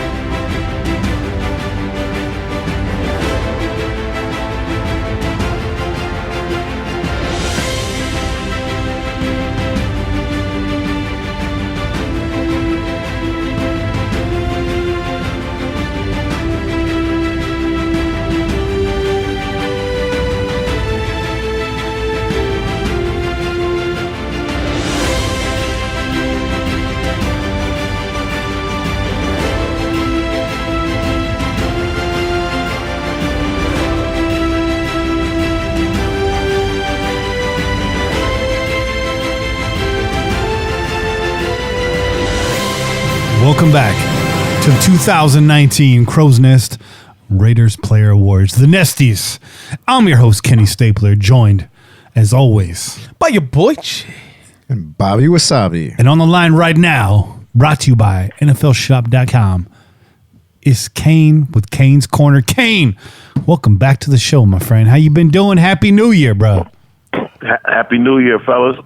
Happy New Year, What's brother. going on? You know, ain't no thing but a chicken wing. Everything is everything. It's 2020. We're seeing clearly. What'd you do for New Year's, man? Man, I just kind of stayed low. I didn't really do shit. I was asleep by before 9 o'clock, I think. Yeah. Yeah. You watched the East Coast feed at least? You got to see the ball drop on the East Coast? I didn't see none of that. Yeah, fuck all that. We're too old for that, man. Hey, Kano was already there at Times Square, so he That's already right. done that. Right. That's right. We So I lit don't out need to there. see no goddamn ball Man, drop. shit, I was off the drink and the herb. So by like probably 8 o'clock, I was over. It was a wrap. Let me guess. You drank on New Year's Eve. There's nothing better than the champagne of beers. You drink a Miller High Life? Actually, no, I wasn't. I was drinking some I think 805. Oh, nice. And some vodka shots. Yeah. You know, and a little bit of the herbals. Yeah. You know? The first time I had the New Amsterdam was with you. That's a cheaper vodka, but I thought it tastes pretty damn good, to be honest. I'm not a vodka guy, but I thought it was pretty damn smooth.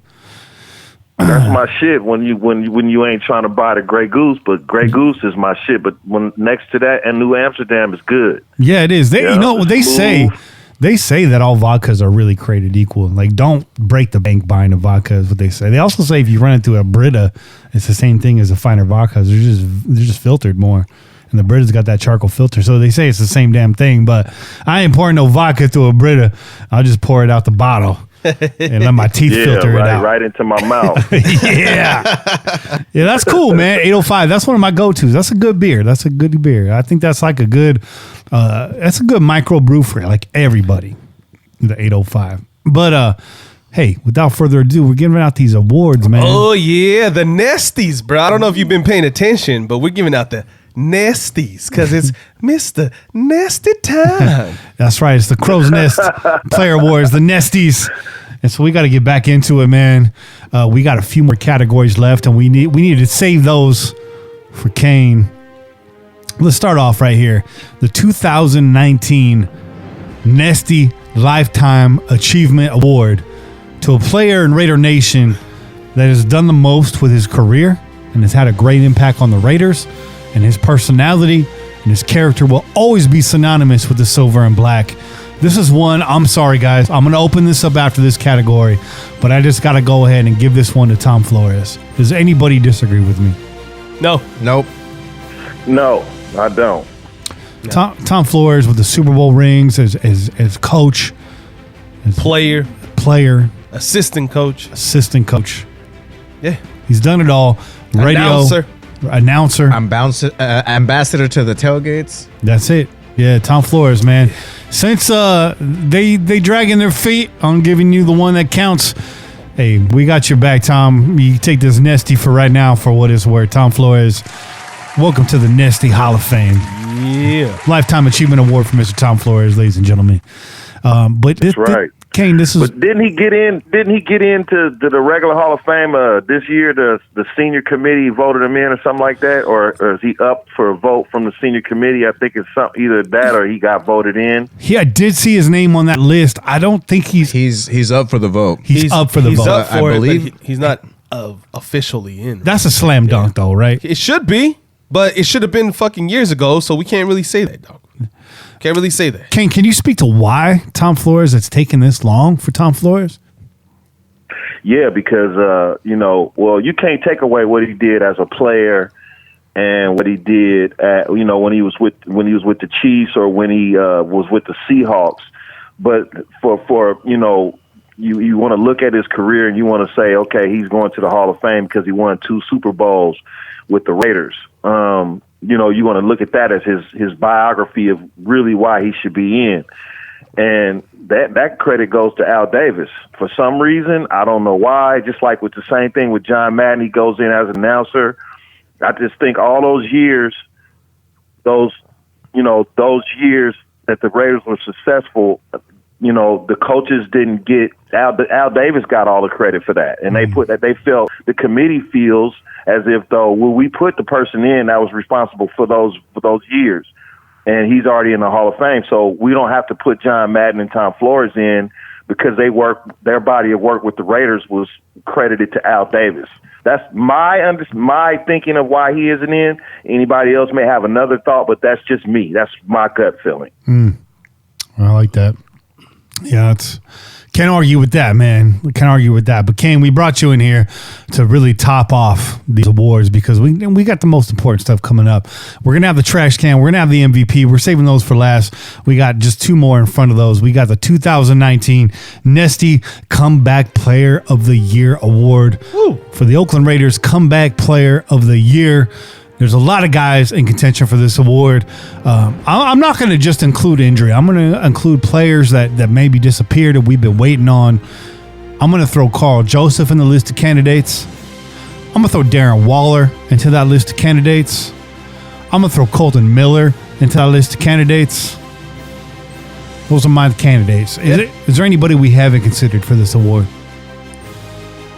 I'm gonna say hands down. The list is great, but I think hands down, Darren Waller needs to get that. He's overcome a drug addictive, on pills, and he's overcome a lot. Had to go through rehab, get back in football shape, and he's back on the field, play, Pro Bowl style football for the most part for the season. Yep. And I'm not taking anything away from those other two guys on the list, but in my opinion, that award, there's no other recipient. There shouldn't even be a list when it comes to that award. When it comes to we talking about Darren Waller and what he's gone through. So, and I agree with you. I'm looking at my notes right here, and the name I got penciled in is the same. Is Darren Waller. No arguments, though. No arguments. I mean.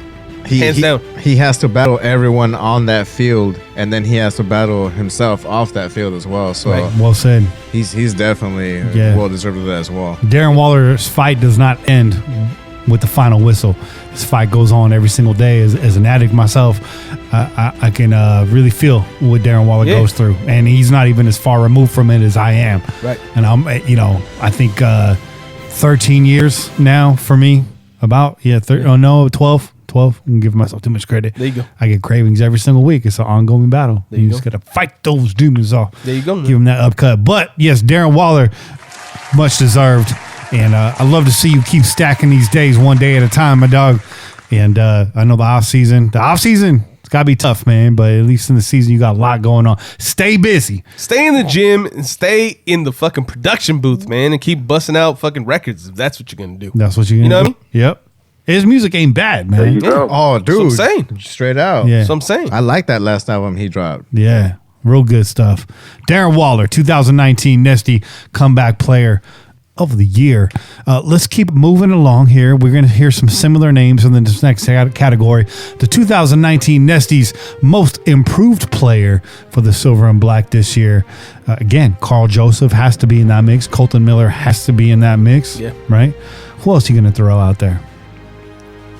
Darren Waller again. Darren Waller, he wasn't a rookie this year. He had actually played for the Ravens, so this would be a comeback year for him as well. Yeah, an improvement year. I agree with that. Who else you want to throw out there? Most improved. DeAndre Washington, you can throw in that mix. Maybe, slightly. DeAndre Washington did a nice job of filling in for Josh Jacobs when he was out on the cusp. So I think that's definitely fair. Most improved. I think that's the list right there, though. Yeah, I think that's the list, honestly, because I'm trying to think of who else besides Colton Miller, besides Carl Joseph, and I don't think anybody else is necessarily deserving of that award. I think this outside of those guys. This is a tough one. I think whoever we say, people are going to disagree with. There's going to be some folks that deserve awards that just don't get awards, period, this year. I had Carl Joseph in my notes, but I'm disagreeing with myself. My gut feeling on this, really, it's got to be, for me, it's got to be Colton Miller, man. Yep. He got dragged through the mud last year. Hurt. And it was real quiet this year when it came to Colton Miller. A couple times, people picked on him. For the most part, dude was pretty solid. Kane, what do you got to say about this? Who's your guy? Between those two guys, I would have to go with y'all with that. I'm gonna say Colton Miller. Colton Miller, most improved player. Had battled through injury all last year. Was disregarded due to his draft. Where he was drafted and who we could have drafted besides him. He had a lot of baggage, or a lot. I don't want to say baggage, but he had a lot to carry last year, and he's overcome that. So I would have to say Colton Miller. The chat wants us to throw Tom Cable out there. They want us to throw Daryl Worley out there. I want to say Darryl Worley did enough to be most improved. I think he was still shaky this season, actually exposed quite a bit this season and solid at other times, but not enough flash to really tip the scales in that. I would still say Worley has a lot to improve on. Tom Cable, hell, man, I mean, when you got a line that size, I expect you to do that well. So I wouldn't even say most improved either. I mean, Tom Cable, like it or not, has got a pedigree for a reason. So, he's a guy in the NFL. Coaches seem. I'm not going to go off on Tom Cable right now. I'm not in the know enough. No, you know what? The one thing that I would say is when let's throw it back to when we had our boy Lincoln on. Yeah, we asked him that question. We asked him if there was an issue with the offensive line coach, and he said no. I think we got the right guy. I think people are just looking at it from a different perspective. They're just not. They think because of what that line had done seasons before that it was Cable's fault, right? But I think we got to see as KO left, we didn't have a stable right tackle, right? We started seeing that it wasn't necessarily maybe the scheme, but some of these guys just weren't right anymore. Yeah. They weren't right anymore. They weren't 100%, and they weren't the guy that they were couple years back. And so you replace those two guys, you bring in Trent Brown and you bring in Richie Incognito, and all of a sudden this offensive line looks just as good as it was at one point, right? The one thing that I was going to say about most improved was, what about some of these backup offensive linemen that had to go in there for Incognito and Gabe Jackson? Because they held their own, bro. They held their own. Bench player, good. Yeah, good. Exactly. And we were worried, right? I gotta say, we were concerned. We're like, fuck, we gotta start the season without Incognito, without Gabe Jackson. We're about to get wrecked. And we were pleasantly surprised to see these guys hold their own. In some cases, kind of outplay. Surprisingly enough, Tom Cable is touted as one of the best offensive line coaches in the game. See, this is what people don't see. Yep. But if you talk to other coaches around the league, Mike Tice, Tom Cable, those names come up as one of the best in the game. And you just gotta, that you gotta kind of go off that in order to overlook what happened last year with the line. There was a lot of injuries, like you said. So Simile wasn't the guy he was in 2016. True. Yep. And then we didn't have a right tackle. But look at the progress of Brandon Parker. Look at the progress of the right tackles that's behind Trent Brown. Like you said, look at the progress of the backups. You made note of that, Che, and that's really good coaching. That comes from coaching, and that goes back to me. Like I said, he's one of the best in the game. So, if you want to throw him on that list, that's fine. But I still say Colton Miller, as most improved. Can we agree on that, guys? Yeah, that's without question, dog. Without question. Definitely. Colton Miller, man. Yeah, I think so. Most improved. My runner-up in that category would be Carl Joseph. I think he had a really nice season this year. I think being, not the only safety and underrated, we should have included Eric Harris, man. We really should have included his name in that conversation. But, with Carl having Eric Harris back there as well, and having actually some serviceable corners in front of him, I thought Carl Joseph was able to do a little bit more in his wheelhouse this year. I thought he had a great season. But overall impact, Colton Miller's out there every single play, and he's out there to protect the quarterback. So Colton Miller, hands down. Can't disagree with that. I thought you said Carl Joseph, or you were going to say Carl Joseph just to justify like those 40 fucking Carl Joseph jerseys. Oh, yeah. I'm still waiting for you to do a podcast with all the jerseys on at the same time. You know what I'm going to do next season? I'm going to include the one that says Carl Joseph on the back.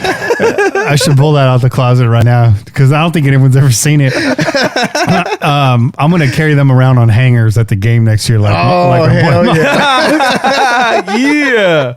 Hey, it's gonna be hot, so you'll be sweating already, dog. Yeah, I'm just gonna put them on hangers, and if I run into Malcolm, maybe we'll do a jersey swap, a hanger swap. That shit would be dope. That'd be awesome, dude. Jersey swap. What are you gonna ask him for? That Roddy Piper shirt? Oh, I can't take that away. He ain't never gonna give that shit. That one got everyone's autograph on that, bro. You have to fucking go in the goddamn steel cage match with him for that shirt, bro. Yeah, Kane was there with me. The jersey I need to replace is my Lester Hayes jersey. He signed it, so I'm not wearing that jersey. No. So I need to get. As a matter of list. fact, that shit should be in the fucking frame, It hanging should up be. in the goddamn studio. That's Sure. what I told you when he signed it. I was like, I'm so shocked you ain't put it in the frame yet. No, it's on, that's real talk. I'm just lazy, dog. It's on a hanger in my closet. It's perfectly safe.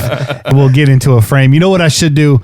Well, that doesn't make sense. I was going to say I should frame it with the tickets, but he's not on this squad, so that wouldn't make any sense. Right. But yeah, maybe a couple other things I have around, some other Raider stuff. I can like doctor up a really nice frame. But we're getting off topic. We saved the best for last. The final two awards.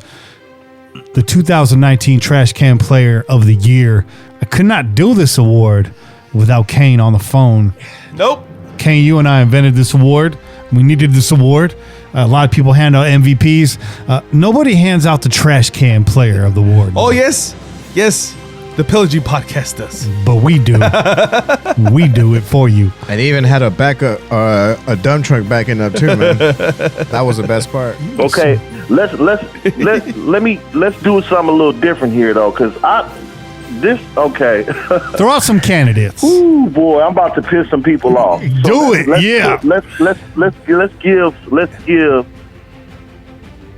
put a couple people on the list and then let's choose. Because I'm about to piss some people off. So either we could do this, and I could give you my trash can player, whether y'all like it or not. I don't care. I want you to go all in, bro. I want you to go say everything that you want to say. Well, is it that, how I want to put this? And I'm not hating, I really ain't, but only really one person, and this is probably not fair.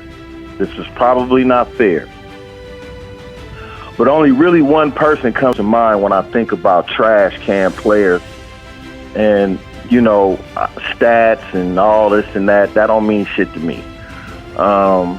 You can have the best stats in America, but if the wins don't come with the stats, I don't give a fuck about them stats. I like where this is going. Let me just say that right there before I say this.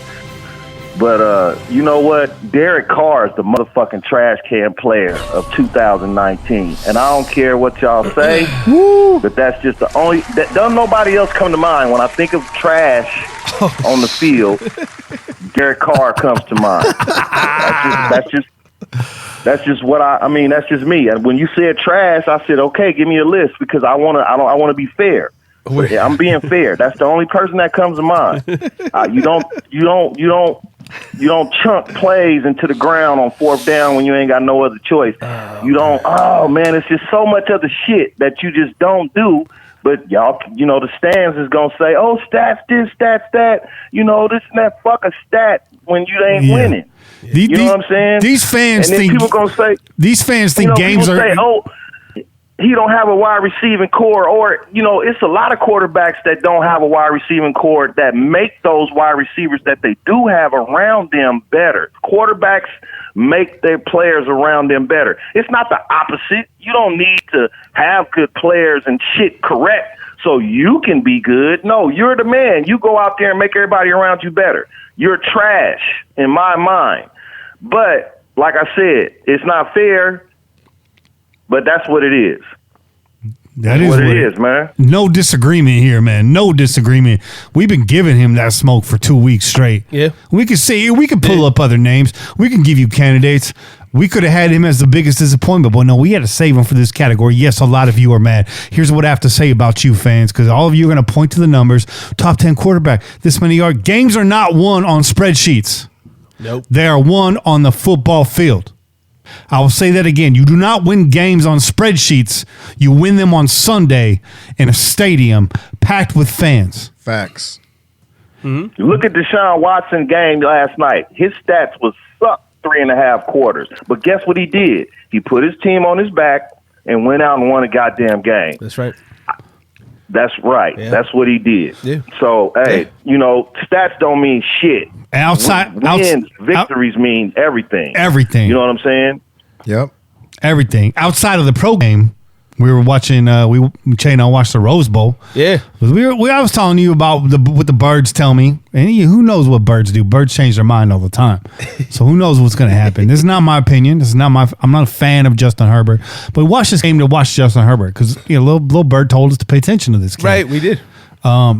And we did. And we did. And again, a lot of people don't like this guy. I see why. I get it. I totally get it. I do not disagree with you at all. He's not, doesn't have all the factors. He's not the sexiest, most exciting quarterback out there that's available. No. I don't know that I want us to draft him. I really don't. It really depends on who's in place to train this kid and where his heart's at and all that. Right. But as trash as his stats were in that game, Wisconsin had him pretty much bottled up the whole game. Yeah. Both the run and the pass game. They weren't doing shit. That was a defensive game on both sides. Absolutely. Say what you want. Justin Herbert put that game on his back. He scored 3 touchdowns. The defense chimed in for a 4th, and they won that game with 28 points. Yeah. He ran 3 fucking touchdowns. He stiff-armed motherfuckers on the way to the end zone. Yeah. Yeah. Nobody's doing that. He showed heart, man. He showed fucking heart. His stats were shitty. Go pull up his stats. I think he had like 148 yards passing. Some shit like that. And an interception, right? Or some shit like that. Was garbage. Garbage. But had heart. He showed some fucking heart. And for those reasons alone, I'm not going to say I want this guy, but that's just something that we want to fucking see from our quarterback. A guy that has some fucking heart. And a lot of people, not to cut you off, to add to what you're saying, a lot of people will say, "Oh, he's doing what John Gruden wants him to do. He's being safe with the football." John Gruden wants you to be safe, but he don't want you to chunk the ball away on 4th and 3 and not even try to run for the first down. He also wants you to use your legs. He also wants you to create, and you have to do that in this offense. Going back to Joe Montana and Steve Young, you can't just stand back there. Either you gonna dink and dunk that motherfucker, or you gonna break and run. Look at those quarterbacks, the quarterbacks that start running this shit before everybody else is running it. They was running. Right. But you know what? Steve Young will break and run on your ass in a minute. And I hate the 49ers, but they was local, so we had to watch them. Steve Young will break and run on your ass in a minute. Same offense. Rich Gannon, break and run on your ass in a minute. Same offense. But it's important from getting tackled from running. Same offense. It's important to understand. It's important to understand when to fucking run.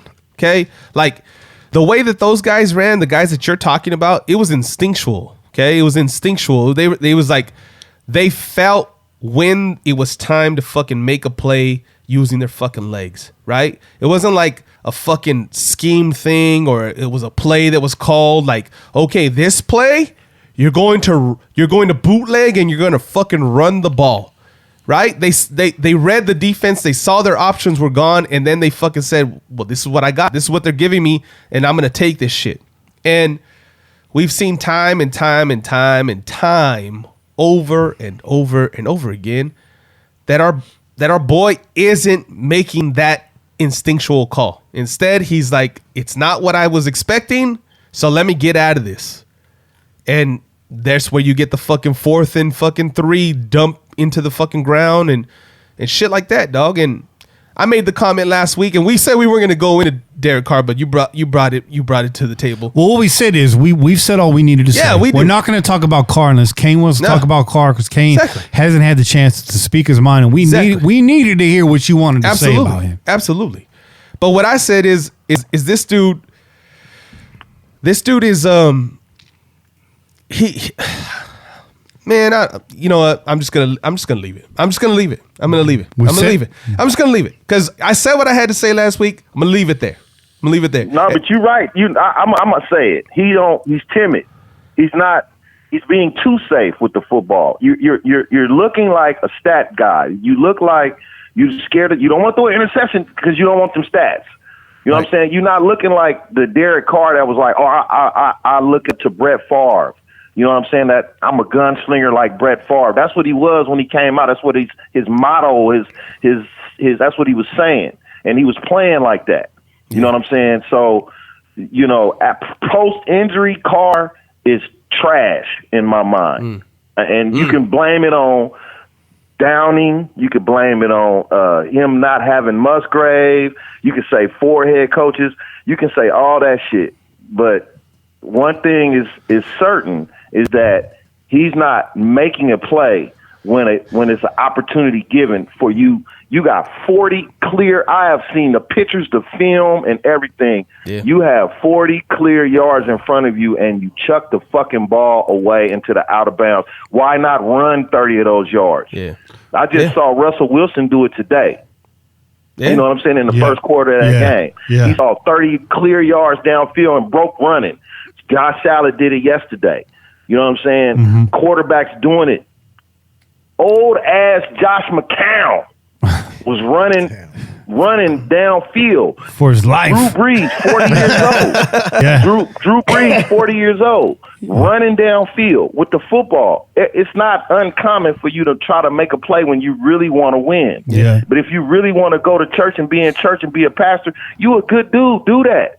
You got your 24 million, 25. You got toe off. You rich. You don't have to never play a down of football again, and that's fine. But if you're gonna play football, then play football. And stop making business decisions. You know what I'm saying? Yeah. Every time you should make a better decision. You make a business decision instead. Yeah. That's what I see. Yeah. And you know, people, you must not be watching the game of football. You don't watch this quarterback. Man, fuck all that. All the other quarterbacks out here winning. All the quarterbacks that's in the playoffs right now or that's got kicked out, they all use their legs. All of them. Go back except for the old-ass Tom Brady, the last two old dudes that got kicked out the playoffs. Everybody else runs. Everybody else will run the football. Mm-hmm. So I'm just saying, man, Listen, even Tom Brady will break and run, 2 miles an hour down the field trying to get 10 yards. This is, I'm bro, just saying. I was just talking about this shit. He doesn't have it in him. I was just talking about this shit just earlier with our boy Paulie downstairs right before we came up to start prepping for the show and get this shit going. I was saying, bro, like even Tom Brady knows when to fucking get the hell out of there and run. And that motherfucker got knees like my fucking 96-year-old grandfather, dog. Okay? And he looks awkward as hell running. As a matter of fact, right. I put money on my grandfather to beat him in a fucking 10-yard sprint. Tom Brady got a cue ball in his left knee. Listen. He's still out there running. But he gets the fuck out of there, bro. As ugly as it looks, he'll get out of there and keep that fucking play alive, and he'll give himself an opportunity to keep things going. And Carr has no excuse not to do that shit. The motherfucker is he's an athlete. He's a great athletic specimen at fucking quarterback. Okay? The motherfucker came into the league with a 4.6 fucking 40, like 4.67 or whatever it was. He can run, and we've seen him run. It's about not choosing to do so. And when you do, careless with the football, sliding early, just playing scared. Listen, this is the last thing I want to say about Carr. We got to move on from this, guys. Yeah. Because we got the MVP. All of you Carr stands, all these Kardashians out there, hey, I was a Carr fan too. I'm not really a Carr fan anymore. I'd like to see him land somewhere. I'd like to see the kid have success. I'm not trying to hold him back. But as far as his time in Oakland is done, but to all you Kardashians out there, if you want to keep hanging your hat on a 2016 season, don't stay up at night because it's 2020. 2016 is in the rearview mirror. Yeah. We've all had the relationship with that first year was just beautiful. It was lovely. The sex was nice. Y'all were sharing milkshakes, taking walks on the beach. It was a beautiful thing. And then that honeymoon phase is over, and shit gets toxic in year two, and you keep hanging on for those milkshake days, those glory days, and they never come back. And you keep burning her, and she keeps burning you, and then it just flames out into this really nasty mess. That's where we're headed right now. You're walking into a $2 billion stadium in the entertainment capital of the world. Of the world, Craig. The world, Craig. It's time for a change. It's time for some excitement. It's time for some excitement. We're all on the same page. I know not all of our listeners are, and that's okay. I get it. I see why you want to defend them. We haven't had anything. I know the whole argument, but I'm just going to let everything that we said just resonate and ring out. Just think about it. Consider it. We don't hate the dude. We know it's going to be a setback, and you get some youngster in there. Maybe somebody comes into transition. We'll talk about that next week when we talk about free agency. But for now, we need to talk about this 2019 Nesty Award winner, the MVP, the king of all the categories, the clear-cut winner of this year. It's Mr. Nesty Time. Goes to Derek Carr. Just kidding. Just kidding. Oh, boy, I was about to hang up in your face. I'm just kidding. Man, this is a tough one. So, Kane, just to kind of recap some of the The heavy hitter categories, our offensive rookie of the year was Josh Jacobs. The defensive rookie was Max Crosby. Biggest surprise was Max Crosby. Let's get to the MVP. Some of those same names in that category. You can go ahead and throw maybe Hunter Renfrow in there. We saw how much the offense suffered when he wasn't in there. You're going to throw Darren Waller in there. You got to have Josh Jacobs in there. You got to have Max Crosby in there. Well, who was the real 2019 Nesty MVP? Kane, I want you to be the anchor on this. I'm going to go around the horn here. I'm actually going to stay out of this one. All right. I'm going to keep it an odd number. Che, Bobby, and then Kane as a tiebreaker. Who are your guys' entries? I gave you the candidates. If there's somebody I missed, please add it. Che, you're up first. Oh, you can go to me first, and I'm gonna throw one from left field, dog. Do it. Your boy Rodney Hudson. Ooh. Okay, listen, Rodney Hudson, for years since he got here, we've talked about him being a leader, a captain of this offensive line, and setting the tone. And when he hasn't been there, we feel it, right? When the captain of our offensive line isn't on the field, we know it. We see it. So that guy got this new group of guys and helped them all be on the same page. Okay, coming from all the different angles that they came from. We had guys coming back from injury, guys coming back from suspension, guy that was a supposed bust the year before, and a new guy that was supposedly overpaid. All these guys came together. Yeah. And he's the fucking glue because he's the goddamn captain. And he had a guy that with no discipline. There you go, he man. Had a guy that was supposedly with no discipline. They held him in check all year. Apparently, right? Apparently. So listen, man, this guy, to me, there's a reason why he fucking made the Pro Bowl. He should have been the fucking first team Pro Bowler. He should have been the fucking first team All Pro. I don't understand all that. I don't understand any of that bullshit because the dude's been doing it year in, year out. But Rodney Hudson, I see you, dog. And that's why I'm making you the fucking MVP of my fucking team. Strong.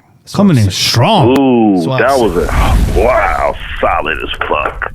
That's solid. That is solid. That was good right Ooh, man, maybe rethink about my whole life right now.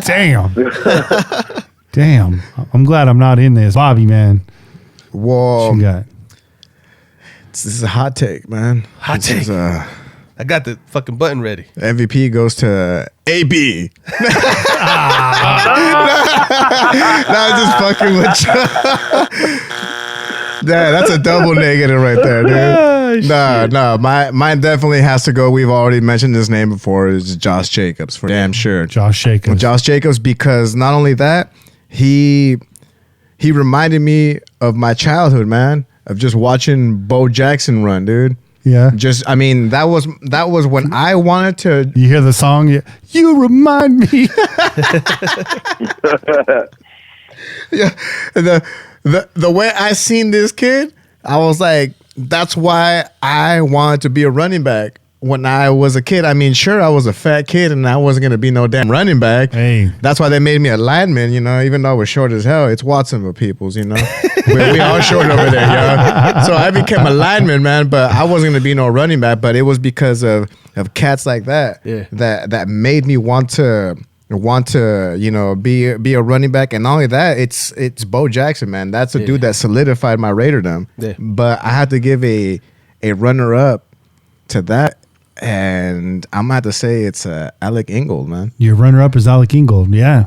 And the reason why is because he made Josh Jacobs happen. Yeah. A lot of those times, man. Like he was the guy just flying head first, just, you know, spearing all that out of the way for Josh Jacobs to happen, man. So as a runner-up, that's a solid take. That's also a hot take. I'm gonna give you that. That's a hot take. That's a hot take, but that's a good better one. hot take than that original hot take. Yeah. Yeah. So Kane, man, lay it on us. We got two different entries right here. Maybe I'll play judge. I don't know. But Kane, man, who's your 2019 MVP of the year?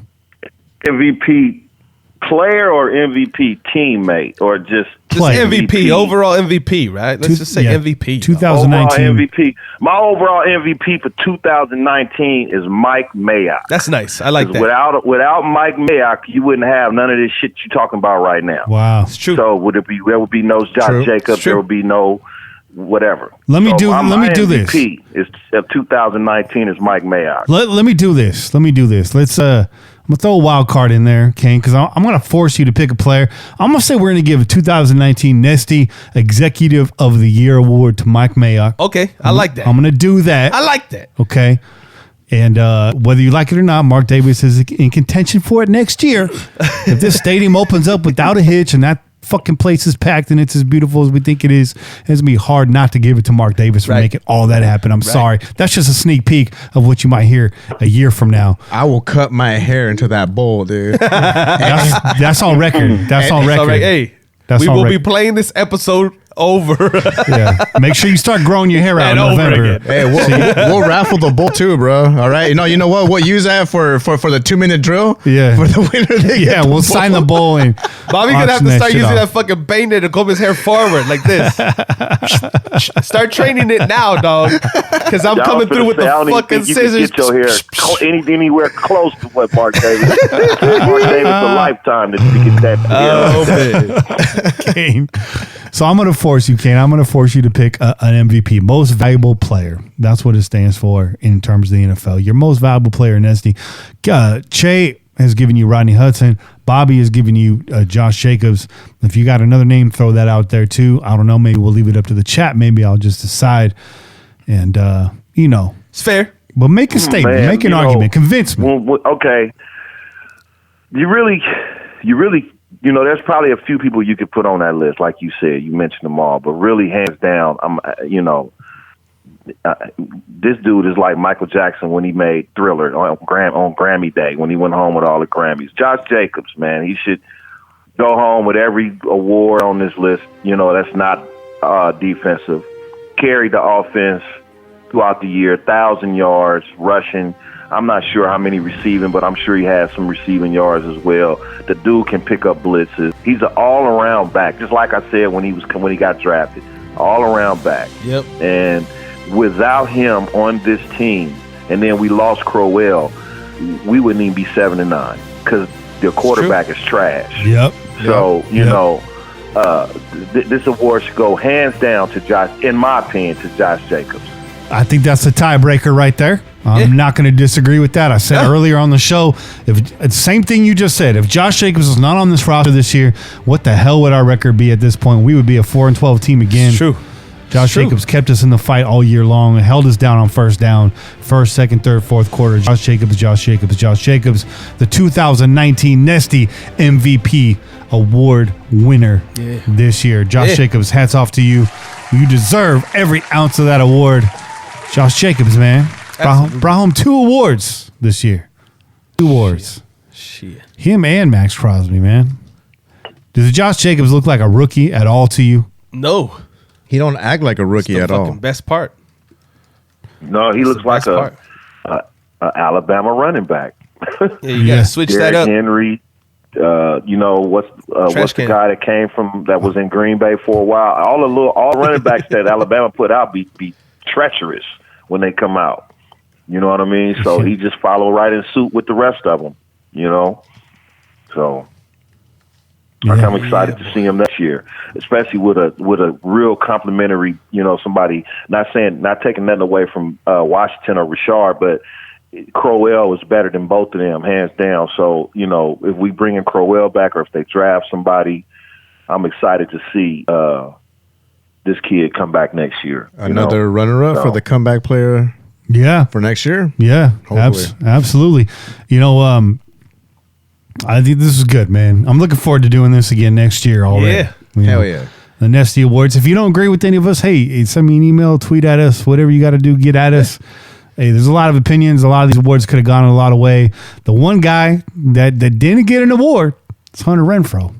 And I wish I could just invent an award for him this year. The fucking looks older than he should. Fucking Nesty Award goes to Hunter Renfrow. All right, Hunter Renfrow. If you saw this dude on the street, you wouldn't think he was a football player. That's the award he wins. You know what I'm saying? He gets the reverse Benjamin Button award. Hunter Renfroe, we love you, man. It's just, it's a testament to the amount of young talent on this team that you did not get an award, but don't be mad.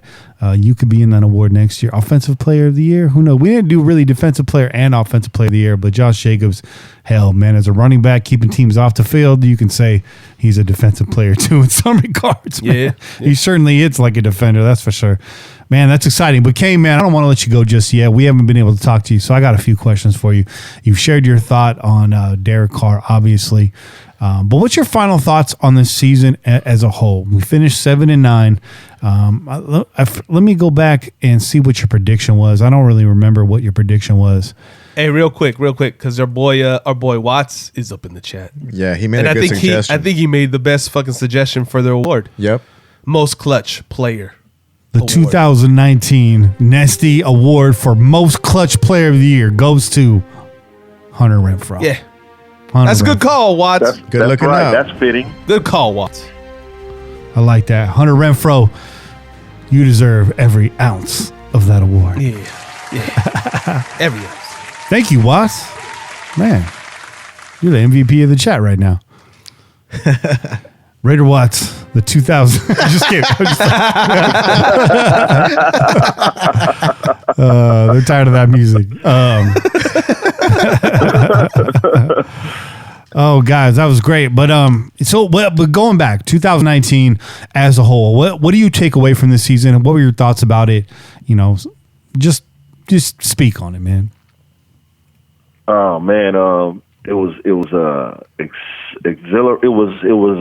shit drama first, then it was exciting, and then it was disappointing. It was all three in one year.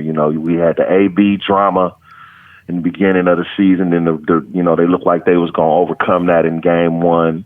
And then we had the mid-season run where we went on the win streak, and everybody thought we were gonna kind of. I think even the NFL did this shit on purpose.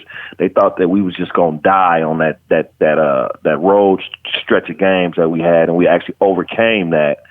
And I think that took a toll on the players.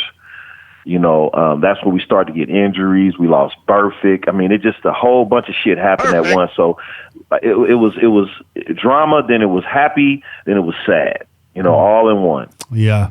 We were really Raider Nation was riding high when we were at 6-4, and it kind of felt like that was false. I didn't know. Yeah, well, there was definitely concern, man, because we saw the injuries piling up, and some fucking away games in cold weather, which we already knew was not the best scene for us. So, but we had high hopes, man. We were trying to keep it positive. Stay positive. Thinking. Yeah. Didn't work out though. Did not work out. Honestly, I thought we would beat. I honestly thought we would beat Tennessee and we would beat Jacksonville. I did. I talk a lot of shit because I done been through a lot with this team, but deep down inside, man, and that's not even deep down inside. On the surface, I love this team. I always will, but I get mad. But I honestly thought that we could win one or two more games to make the playoff. I never said that. I talk shit down the stretch, but I really, in my heart, I thought like, okay, you only really got to win one more game and you're in, and they just couldn't do it. And, this all goes back to the quarterback. So anyway, I don't want to, we already talked about that. So yeah, that's the season for me, man.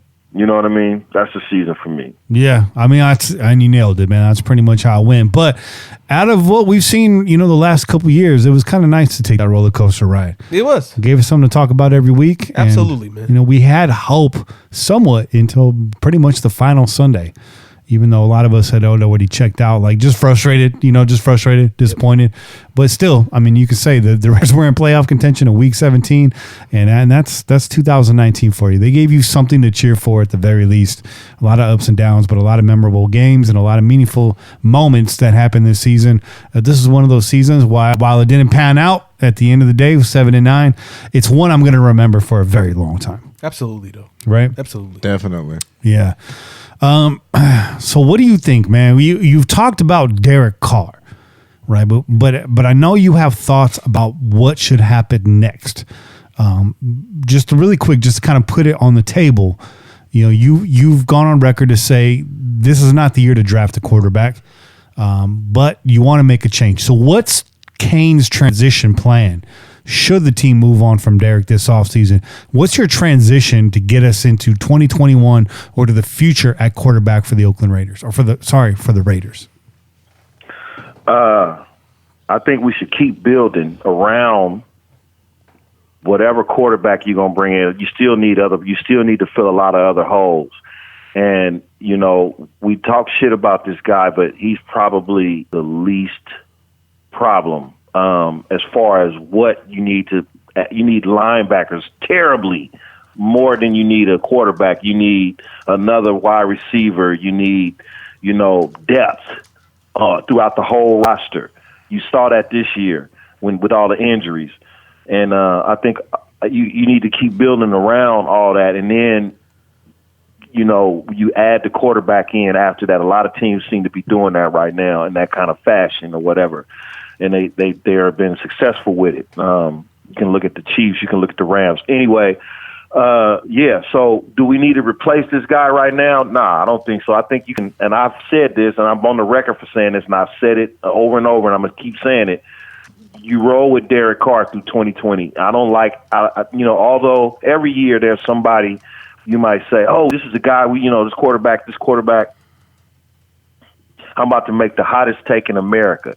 Roll with this dude through 2020 and then trade your whole 2021 draft. And I'm not bullshitting when I say this. I mean this from the bottom of my soul. Trade your whole 2021 draft and your 2022 first-round pick to move up that number one pick. You already, because if you do good in this year's draft and free agency, and you get the right contract, you're going to have somewhat of a better. Your team's going to be a whole lot better. You can see that because you had injuries or whatever the case may be. So your team is going to be better next year. You're going to have basically 3 first-rounders because you got Abram, who only played 1 game. So you're going to have essentially 3 first-round picks on the field. Then, whatever else you draft around that. If you don't take a quarterback, if you sell farm in 2021, guess what? You did most of your work in the previous years. So you can actually do that. I know it sounds far-fetched, but you can actually do that. In 2021, throw the kitchen sink at the draft and select who? Trevor Lawrence. Who else? Elvis Presley? Shit, you gonna draft Trevor Lawrence at the number 1 spot. Yes. You're gonna sell your whole draft to get this dude. He's worth every bit of it, and your 2022 first-round pick. He's worth it. When the dude looks like a pirate too. He looks like a goddamn Neanderthal. I told Kenny, what was it, when we was hanging out that one day, is that just look at this kid. He gets rocked, got hit hard. Yeah, he did. Went out for one play. Came back in and ran for 52, 54 yards, something like that, and scored that touchdown because they needed that touchdown. And he just showed it right then and there. It's like, cool. See that even with getting hit hard, he don't get scared. I'm excited for this national championship game. Yeah. Clemson LSU again. Hell yeah. Be a good game. It's gonna be nice. It's gonna be a good game. I don't even think it's fair. I think Clemson gonna wear that ass out. LSU is not the LSU. Joe Burrow is. LSU is not in a good conference, first of all, and secondly, Joe Burrow is one of them guys that's his ceiling. He's already hit it, in my opinion. All right. So I'm not. I don't like nobody in this draft only because I see what the future holds. And there's a way to get this dude. I don't care what nobody say. We could be 8-8. There's a team out there that wants your whole draft. If they're the number 1 pick, they obviously need players, right? Mm-hmm. So. Mm-hmm. They need your draft. That's fair. If you built most of your team in these last 2 drafts and through free agency and a draft, which you've got a nice haul from this last one, you're going to get a nice one this year. I say here's the question. I say sign Amari Cooper in free agency and trade him back to the Cowboys for another first round pick. That's what I say. Trade who? I say sign Amari Cooper in free agency and trade him back to the Cowboys for another first round pick. You know, Jerry Jones might do some shit like that. It's like a video game glitch. Seriously, y'all don't believe in trading the whole driver. Y'all ain't commenting on that. So y'all must don't agree with me. That's cool. Listen. No. Here's my question, and I'm one of the people that says, how do we get him, bro? And I get what you're saying. You're like, trade all the picks. Somebody's got to bite. But you know what, Trevor Lawrence is a guy that you sell the farm for. No, absolutely. Yeah. I don't disagree. I just don't think that the person that's in position to draft him will be willing to give him up for anything because they'll value him the exact same way. Let's think about who are we most likely to have to partner up with to make that trade. Who are the teams that are going to sit at the top of the fucking list in the draft the following season that are going to have the shot to draft that dude? Miami will be there. Miami? Okay, we already know they're Miami. You can trade. You can trade Derek Carr. You can trade Derek Carr before the trade deadline, so that and then you can also say with this handshake, like if y'all get the number one pick, we got y'all. You can come get the whole draft. You know what I'm saying? You can do that, and then so that way they got a quarterback. They're not going to need a quarterback if they get Derek Carr. So if you sit up there with the number one pick, you're not going to need a quarterback because we traded you ours.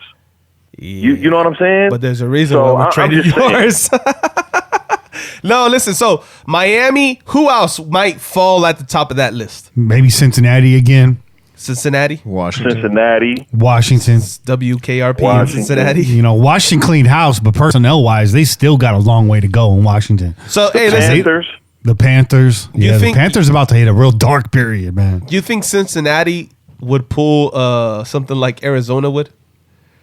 Where they draft a fucking quarterback this season, this upcoming draft, and then come next season, draft another fucking quarterback with a number one pick? It could happen because while there seems to be talent at quarterback in this draft, not every one of those guys is going to pan out.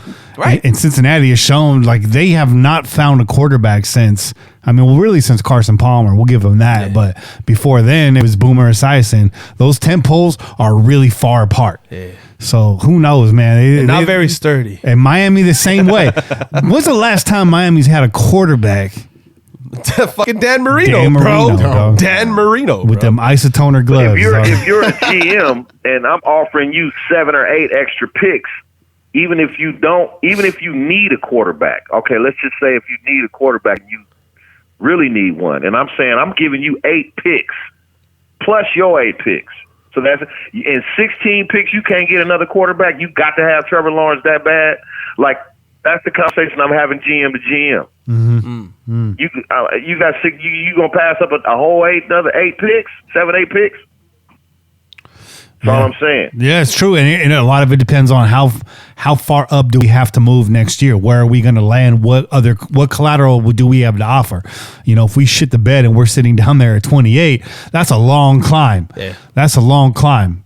You know, but if we come in middle of the pack again next year and we're sitting at 15 to 10, you know, that's a shorter climb, and that's a valuable pick that you can swap and you can package some more, and you know, it could happen. The problem is when you got a guy like Trevor Lawrence sitting in a draft, who I do agree with you, Kane, I think is definitely worth selling the house for. It's you got other GMs and organizations willing to play defense to keep you away from that pick, and I think that's the point you were trying to get at too, Che. Well, yeah, I think that it's very nice to say we're gonna fucking package all our picks and put a fucking bow around them and send them your way, and you just give us what we want. But when motherfuckers realize that you're that desperate, they're not just going to settle for the fucking picks. They're going to be like, oh, yeah, well, we want, you got some young guys over there that we kind of like too. Bring some of those guys over. He's worth the 2022 first round. I'll throw that 2022 first round in there too. No, I'm talking about actual, I'm thinking, you know what I'm saying? This is what I'm seeing, bro, okay? I'm seeing we got some talent in this recent draft that are going to be catching motherfuckers' eyes. Mm-hmm. You got a Max Crosby who's on a 5th round fucking contract, tearing it up, who's only going to get better. I'm looking at it from the perspective of I'm a Laker fan. You guys know I'm a Laker fan. When we try to fucking make that trade for AD, they yeah. wanted a fucking farm, okay? They wanted our picks. They wanted all the fucking young talent that we had. They wanted everybody. And that's exactly what I expect a fucking team in position to draft Trevor Lawrence to do. Be like, oh, you want this guy? Okay, give us everybody. Yeah. No, not just your picks. We want everybody. We want you to be left without shit. You get your quarterback, but you don't have anything else. Yeah. That's what I expect a team to do. Yeah. And that's where the buck stops for me right there. Well, yeah, of course. You're not getting a player. You're not getting a current player. That ain't going to happen. You could get some future shit, but you ain't getting nothing current. You know, that's where the buck stops. I'm not giving up none of my roster for that.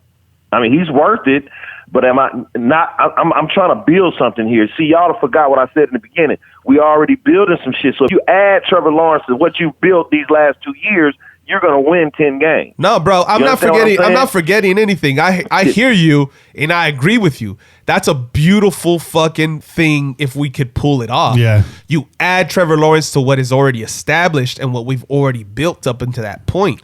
But I don't think they're gonna make it that easy for us. They're not just gonna say, "Oh yeah, we'll take all your picks. The guys that we don't really know are gonna pan out." They're gonna say, "Now we want some of those key motherfuckers that you got kicking ass right this second." And who knows who comes in this draft? Maybe we get another card that we can trade. And Raider Rue makes a good point. He's like, well, you got 2 first rounders this year. You can start packaging now to collect for next year. And that's not a bad point too. But I know Kane doesn't want to give up those 2 first. And I wouldn't either, because you have a chance to just continue to stack young talent, which is what we need to do. But maybe you end up giving up one of those players, because like you already said, Kane, after this draft, this roster is not going to be so meek. It's going to have a lot of depth. Yep. In addition to the free agents that we had this year, it's going to be real nice. Make Mike Mayock get the full offseason. He's got a full year under his belt as a GM. He's not trying to switch gears in his career. You got to feel like he's feeling a lot comfortable. He is very open and honest and transparent about the switch last year. He said he was still trying to figure it out. He's still trying to figure out exactly what his job is, what he needs to do. Now he nailed the draft. Let's hope he can do it again. And we go into 2021 fully loaded with some, maybe we have some chips we're going to deal, because I'll tell you what, that's not going to happen without a player. Free agency. You get that through free agency. You don't need them draft picks if you do good this year. And we all in agreement here. Worst case scenario, I'm with you on that. Worst case scenario, the Chargers are in that number 1 slot. That's the worst case scenario, in my opinion, because there's no way in hell. Business with us. Nobody in the AFC West will do business with us. That's we already know that. That's a worst case scenario. Someone's have to go over there and murder that whole entire organization. I mean, they just about did that shit themselves, bro. Yeah. They just about did that shit themselves. Yeah, they did.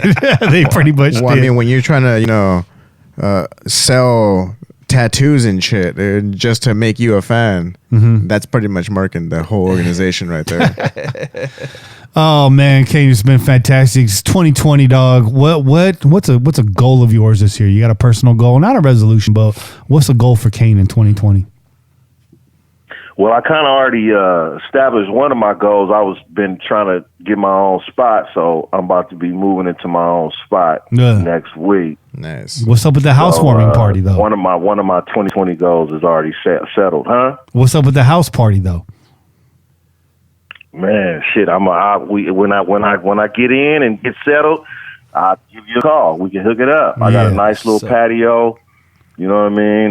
Cool. Nice little area to barbecue and shit. It's cool. It's a nice little spot. It ain't nothing super fabulous, but it's all good. It's mine, and I've been roommated up for the last 6 years now. So it's time for me to get out on my own, do my own thizzle. Instead of living up under somebody else's roof, paying rent. So we'll bring the little tailgate set up, and maybe we do a pillaging pillaging joint over your spot. We'll do a Saturday night thing or something. That'd be dope. Dope. Man, sound like a plan. That sounds cool, right? A plan. Y'all come through. I got the wings. I got the air fryer. That's what I want. I've been air frying wings like a motherfucker. You know what I'm saying? I've been eating wings at least once a week since I got my air fryer. That's what's up. That's about me too. Once a week. That's a steady rotation. Damn, I gotta show up to your guys' houses at least once a week. That 1 week when you guys do that shit. To be fair, Bobby, I haven't been cooking much a whole lot, but I'm about to get back on top of that. So Yeah, man. Happy New Year to you. That time's up. That time's up hot sauce. Hot sauce. Yeah. That shit you gave me, Kenny. Yeah. Man, I've been using it, but I had to cut it with Frank's buffalo sauce. Man, that should have set your mouth on fire like fire. You know what I'm saying? I thought you were just putting some water in it, Kane, to make more. Some more though. Okay, good. Yeah, that's good stuff. I got quite the hot sauce collection. Me and Paulie went ham the other night. We got a bunch of Wingstop. We got like 30 wings. I went busted out like the greatest hits of my hot sauce collection, and we were just going to town. Oh, that sounds good. Kaner, our live stream just hung up right now. We gotta fix that. It's been tremendous. I want to wish you a happy New Year. I love you, brother, and I hope to see you very soon. I love y'all, man. I love y'all fellas, man. It's good to talk to y'all. I missed y'all last couple of weeks, man. Yeah. My old ass fell asleep. So, yeah, Kane. It's all good. We started late. We know 11 o'clock is hella late. So, yep, that's it, bro. Again, happy New Year, and we'll see you soon. I'm looking forward to this little shindig over your spot. For sure. All right, fellas. I'll holler at y'all next week. All right, bro. Take care, man. All right, peace. All right, cool. Yeah, those of you that are on the live stream, you can't hear this, but hang tight. And those of you on the podcast, thank God you don't have these kinds of issues. Yeah, man. We got you. But let's go here. We got one more award to give away for the stream. Are we back on? Are we still? No, I'm froze up over here. All right, well, I'm going to save this award then, and when we get back there, if we got to give it next week, we'll give it next week. But we'll wait on it. We might got to do that. Okay. Well, it's same thing to you guys. It's 2020. You guys have any goals you want to set for yourself this year? Oh, you know what, man? Me and my lady were actually sitting down talking about some goals that we wanted to try to accomplish this year.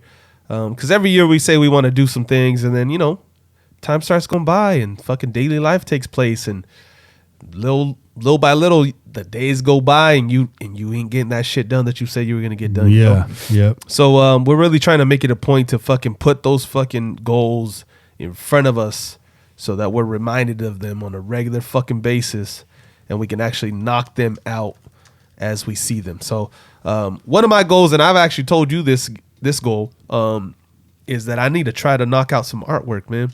Amen. So my goal is to knock out 2 paintings a month. So small goal. It's a small goal, and the variety, the size of the painting isn't what really matters. It's just knocking out 2 fucking paintings a month. Mm-hmm. So I have a little idea going right now. I'm not going to share that with you guys just yet, but it might be something of value to our listeners. There might be a little giveaway in there somewhere. So stay tuned, and I'll keep you guys updated with that goal. But yes, 2 paintings. I'll be knocking those out every month. 2 paints. 2 paintings. Bobby, man, what's your goal?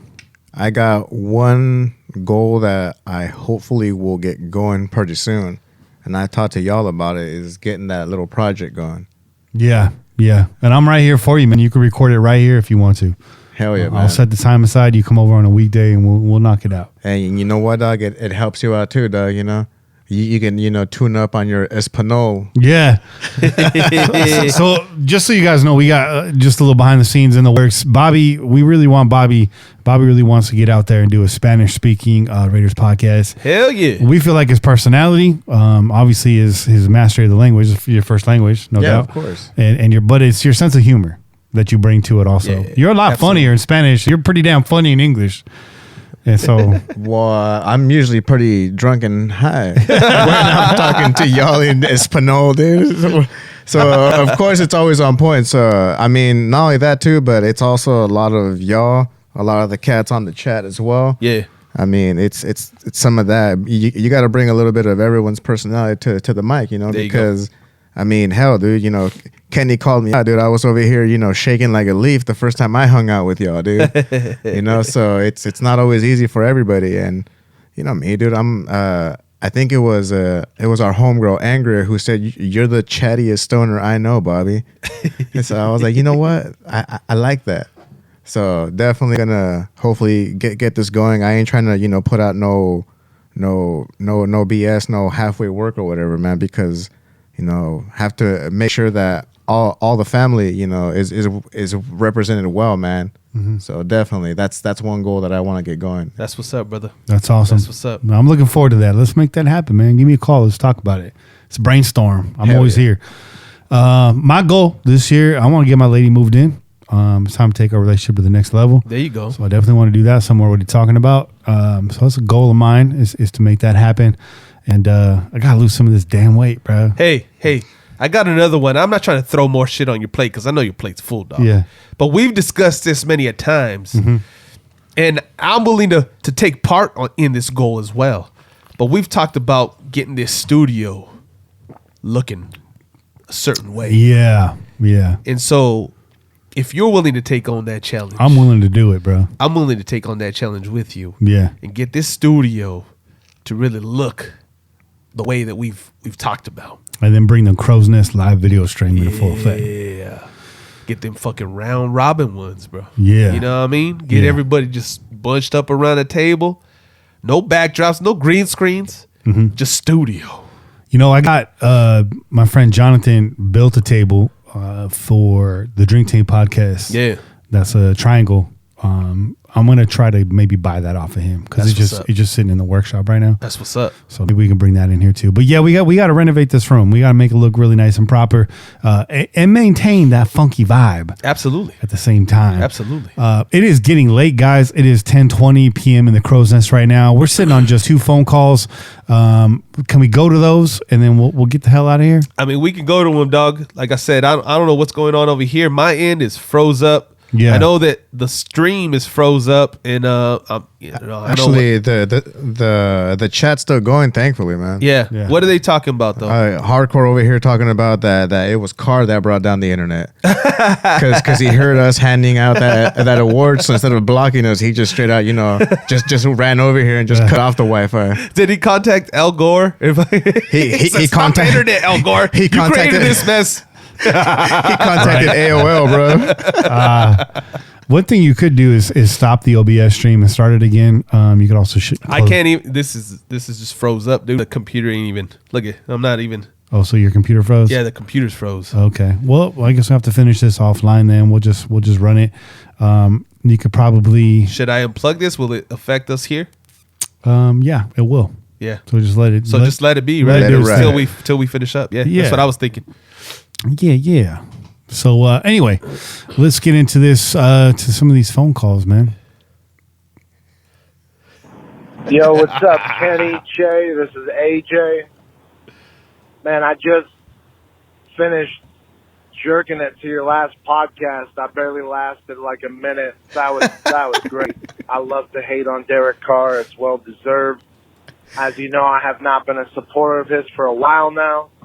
I don't necessarily think that we have to completely get rid of him if we cannot replace him with a free agent to groom a guy behind. I'm all for him not being on the roster, by the way. I don't know what's going on at Gruden's head or what would be the actual best scenario. By the way, I'm on speaker driving right now, so I apologize if it's a little rough. But I think it's really important for the team to see that there's someone else coming in to challenge him, either via draft, free agency, or to see him get shipped out. Because think about it, if you're a player on the team, what's going through your head if the Raiders are just going to trot Carr out there like, yeah, he's still our quarterback, they may not say it, dude, but you see how defeated these guys are when, some of these calls get made by the refs and shit? Derek Carr is not the type of guy that's going to rally these troops. He's too busy yelling at the wind for not picking up the ball when he throws it at the ground or some shit. Just... Damn it, wind. If I'm on the team and Derek Carr were to come back, I would be very, very disappointed. That's all I'm saying. He just does not give us a good enough chance to win. And everyone's trying to keep making excuses for him. I know it's painful. I know it's really painful to press that restart button. But we've been holding back on this for years. We've all been making excuses for him for years. Okay? Carson Wentz just led his team to the playoffs with his 16th wide receiver on the depth chart. Okay? It can be done. Okay? This is the NFL. It's a passing league. I know Gruden wants to run, but at the same time, Gruden's not going to have a successful offense unless he has a quarterback that's willing to change it up and elevate his playbook and play calling by doing what needs to be done. Okay, like Russell Wilson, like Carson Wentz, scrambling out of the pocket a little bit, extending the play. Carr does that sometimes. He doesn't do it enough. When he does extend the play, it goes into the fucking ground. So I don't know when, excuse me, this podcast is going to air. I know you guys just did your last one after the last game, but well, I see where you're going, AJ, and this is a very funny phone call. And just want to say that AJ is actually recording his stand-up Amazon comedy special this Tuesday. So if you listen to this audio, it'll be tomorrow night on Tuesday night, January 7th. It's going to be in Modesto. I don't know the name of the venue, but it's AJ DeMello. You can find him on Twitter at Humorous Fiend, and I'm sure it'd be easy to find. Modesto's not a huge city, and if there's a comedy special going down, you should be able to find that, no problem. Yeah, but if you're in the area, if you live out in the Central Valley, go support AJ. He does write for the Raider Ramble. Make sure you check out raiderramble.com. By the way, Ryan Holmes is the guy doing the video breakdowns for the Ramble. I definitely recommend that you follow him. There you go. It's Ryan Holmes at RHOLM22 on Twitter. So if you like the film stuff, you're a film junkie, you like watching what people do, definitely go follow Ryan, and make sure you follow AJ and get out there, have a beer, and watch this guy stand up. Hopefully you wiped yourself down after listening and drinking it to the show. We appreciate that. My voice does have that effect on people. So, I recommend not driving and listening to the show at the same time. We'll go to our last phone call here, our very last phone call.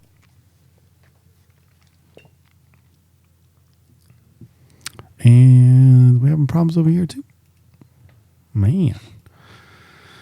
Yeah, it looked like we had a call there from El Guapo. I'm going to try to bring it up for you one more time. If not, we're going to move on to the shout-outs, and we're going to get out of here.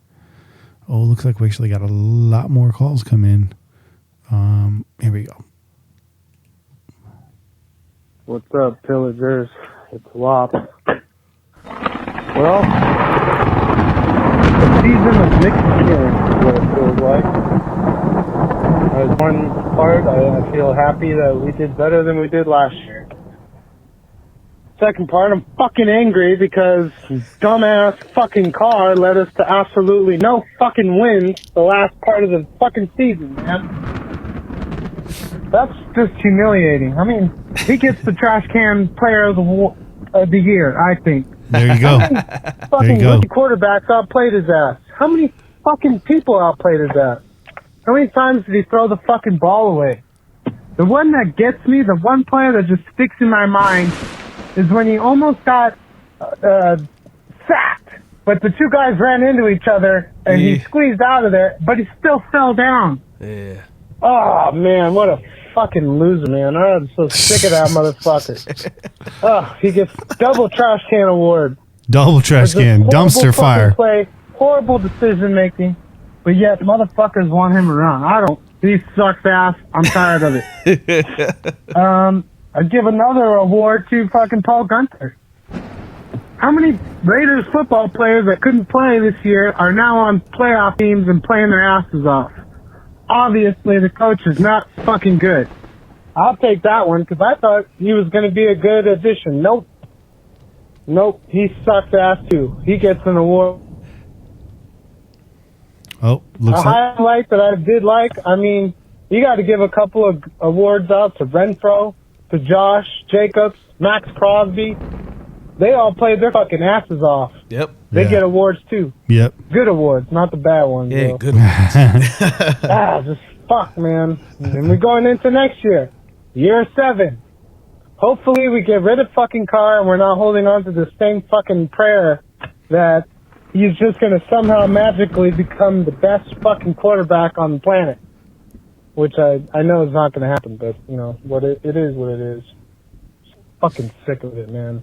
That's all I gotta say. I'm kind of out of all this fucking football bullshit right now. I'm just tired. Got nothing else to. My Lakers are doing good, so that's a plus. All right, guys, have a good one. Wapo out. I guess until next year. Again. All right. Great call, man. Great call, man. The sentiments of Raider Nation. That's why I chose WAP. Yeah. It waffles calls, bro. Real good stuff there.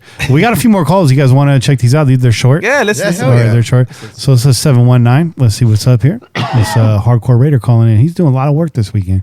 Yeah. Busy man. Yo, what's up, Pillagers?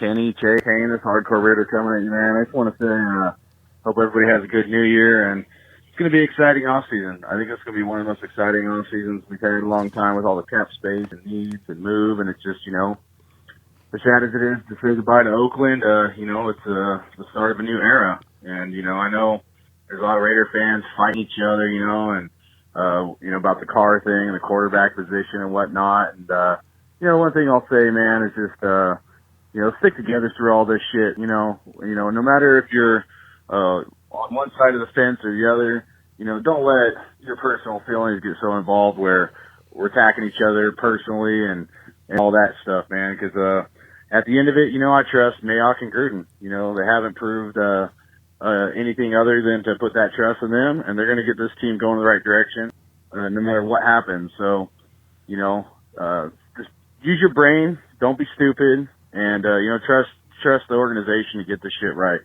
And, love you guys. You take care. And just remember, man, it's about one nation. It's the Raider Nation. Together we stand. Divided we fall. Love you guys. Hardcore Raider out. Good call, hardcore. Really good call. Yeah.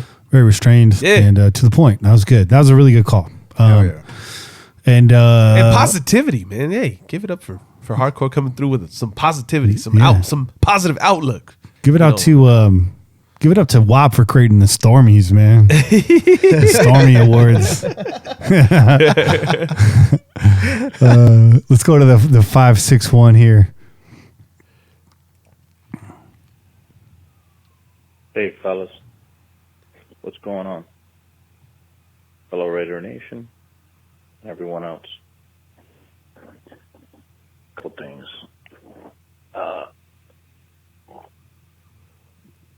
Feeling good. It's the off season. We're not even gonna sit here and. We gotta bring the fire, dog. Gotta bring fire, dog. Damn. Am I wrong? Pop the no, bro. Hey, listen, man. I had to let our boy Hardcore when he called in last week. Like, listen, bro, we need that energy, because we're used to his calls having energy. He picked it right up.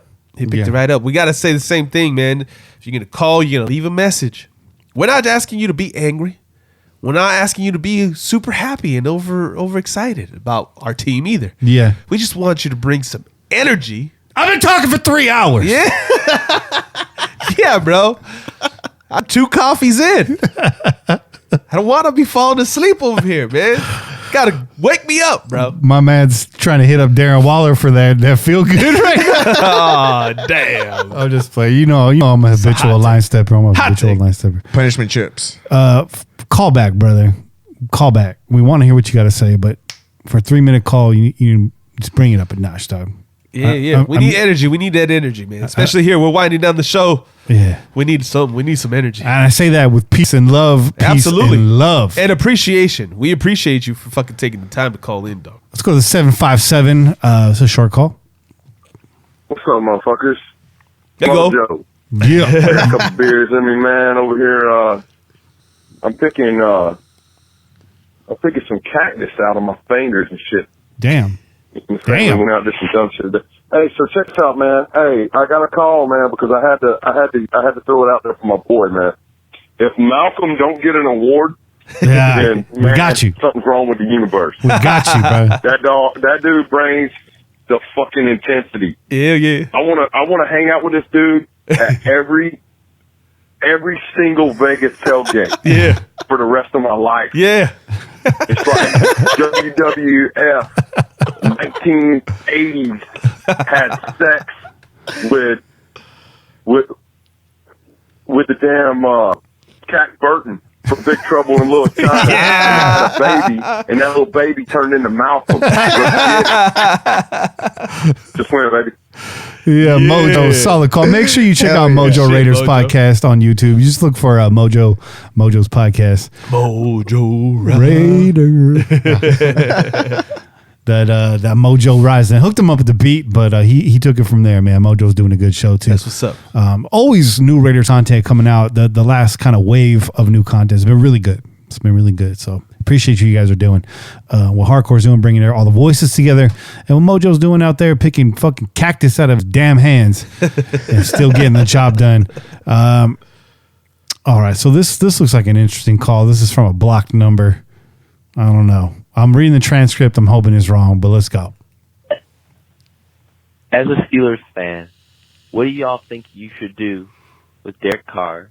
Because I know he's kind of trash as of late, and I don't think he might be the direction to go for the rest of the franchise. So I just want to know what y'all think about doing in that position and what changes you might make.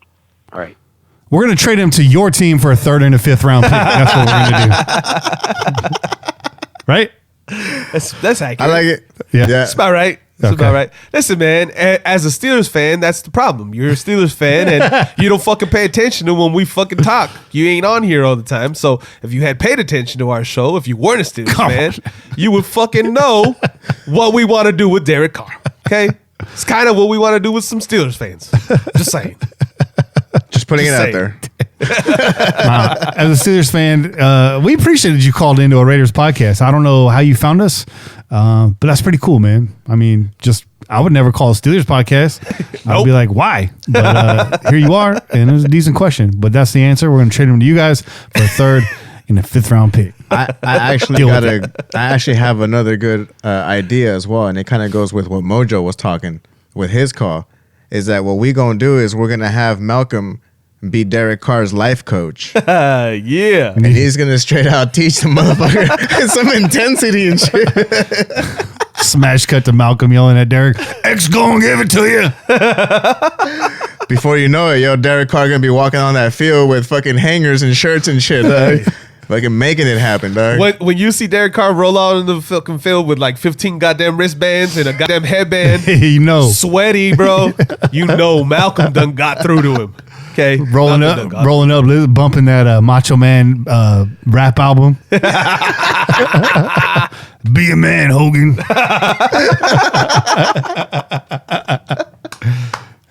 Yeah. Fucking fantastic. So this week we're not going to do any Twitter shoutouts. We're way behind on that. We are going to start a new next week. But just in honor of getting the 1,000 subs on YouTube, we're going to just give some YouTube shoutouts. These are the folks that pushed us across the finish line. So shout out to Moises Gutierrez, Robert G, RN Dom. Shout out to Blake 4311, W Cripe 1, Valentina M, Billy Cardenas, Rev Raider, Stan Mifflin, Miss Stan Mifflin, Dream Smalls, Keith Richard. That's only one Keith Richard, not Keith Richards. Not to be confused with the guy that did all the drugs. Or maybe he did. Or maybe it's just maybe he did drugs too. Maybe he did. But he did not do all of them. He did whatever the rest of us could find after Keith Richards did all the drugs. Whatever was left over.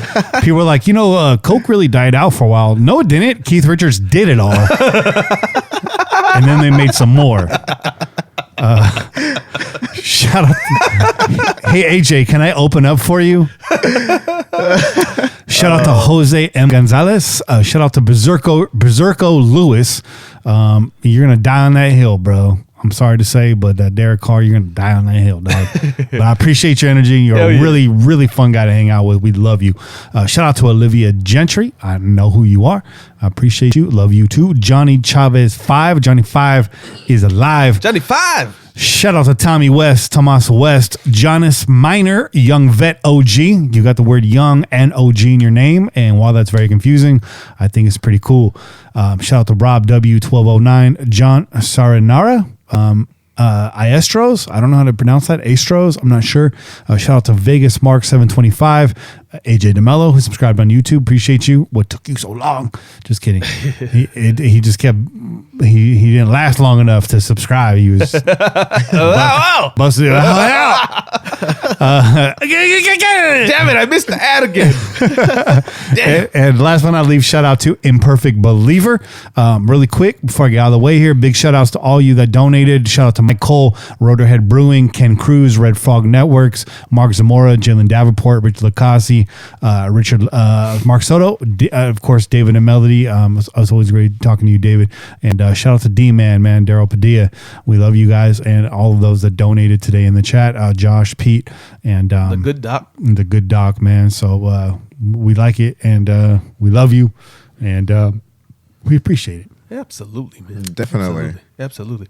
I just got one shout out, bro, because my phone over here is a little low, so the list of the IG is saved on there. But I just want to give a shout out. I haven't been able to give a shout out to this guy. Give a shout out to my boy, Ray Bail Me Out. So my homie from back in the days, I came across him on IG. Oh, wow. And he actually made it out to the last tailgate. Oh, that's the dude. He came through, and that's why I disappeared. That's why I was MIA. Right. So shout out Ray, man. You know, I appreciate the fact that we're able to fucking find each other, dog. You know, and fucking, you know, get back to that friendship. It was good. We used to hang out all the goddamn time. That's what's up.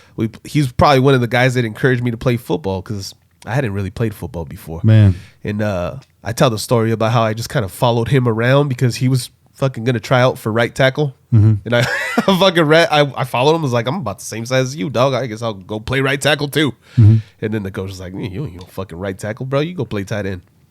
But shout out Ray, man. I appreciate you coming through, man. And shout out to your lady. It was nice to meet her. And I look forward to hanging out more, man, and talking about some fucking Raiders and maybe doing some Vegas games together, bro. Yeah. That's cool. Yeah. You got any shout outs you want to give, Bobby?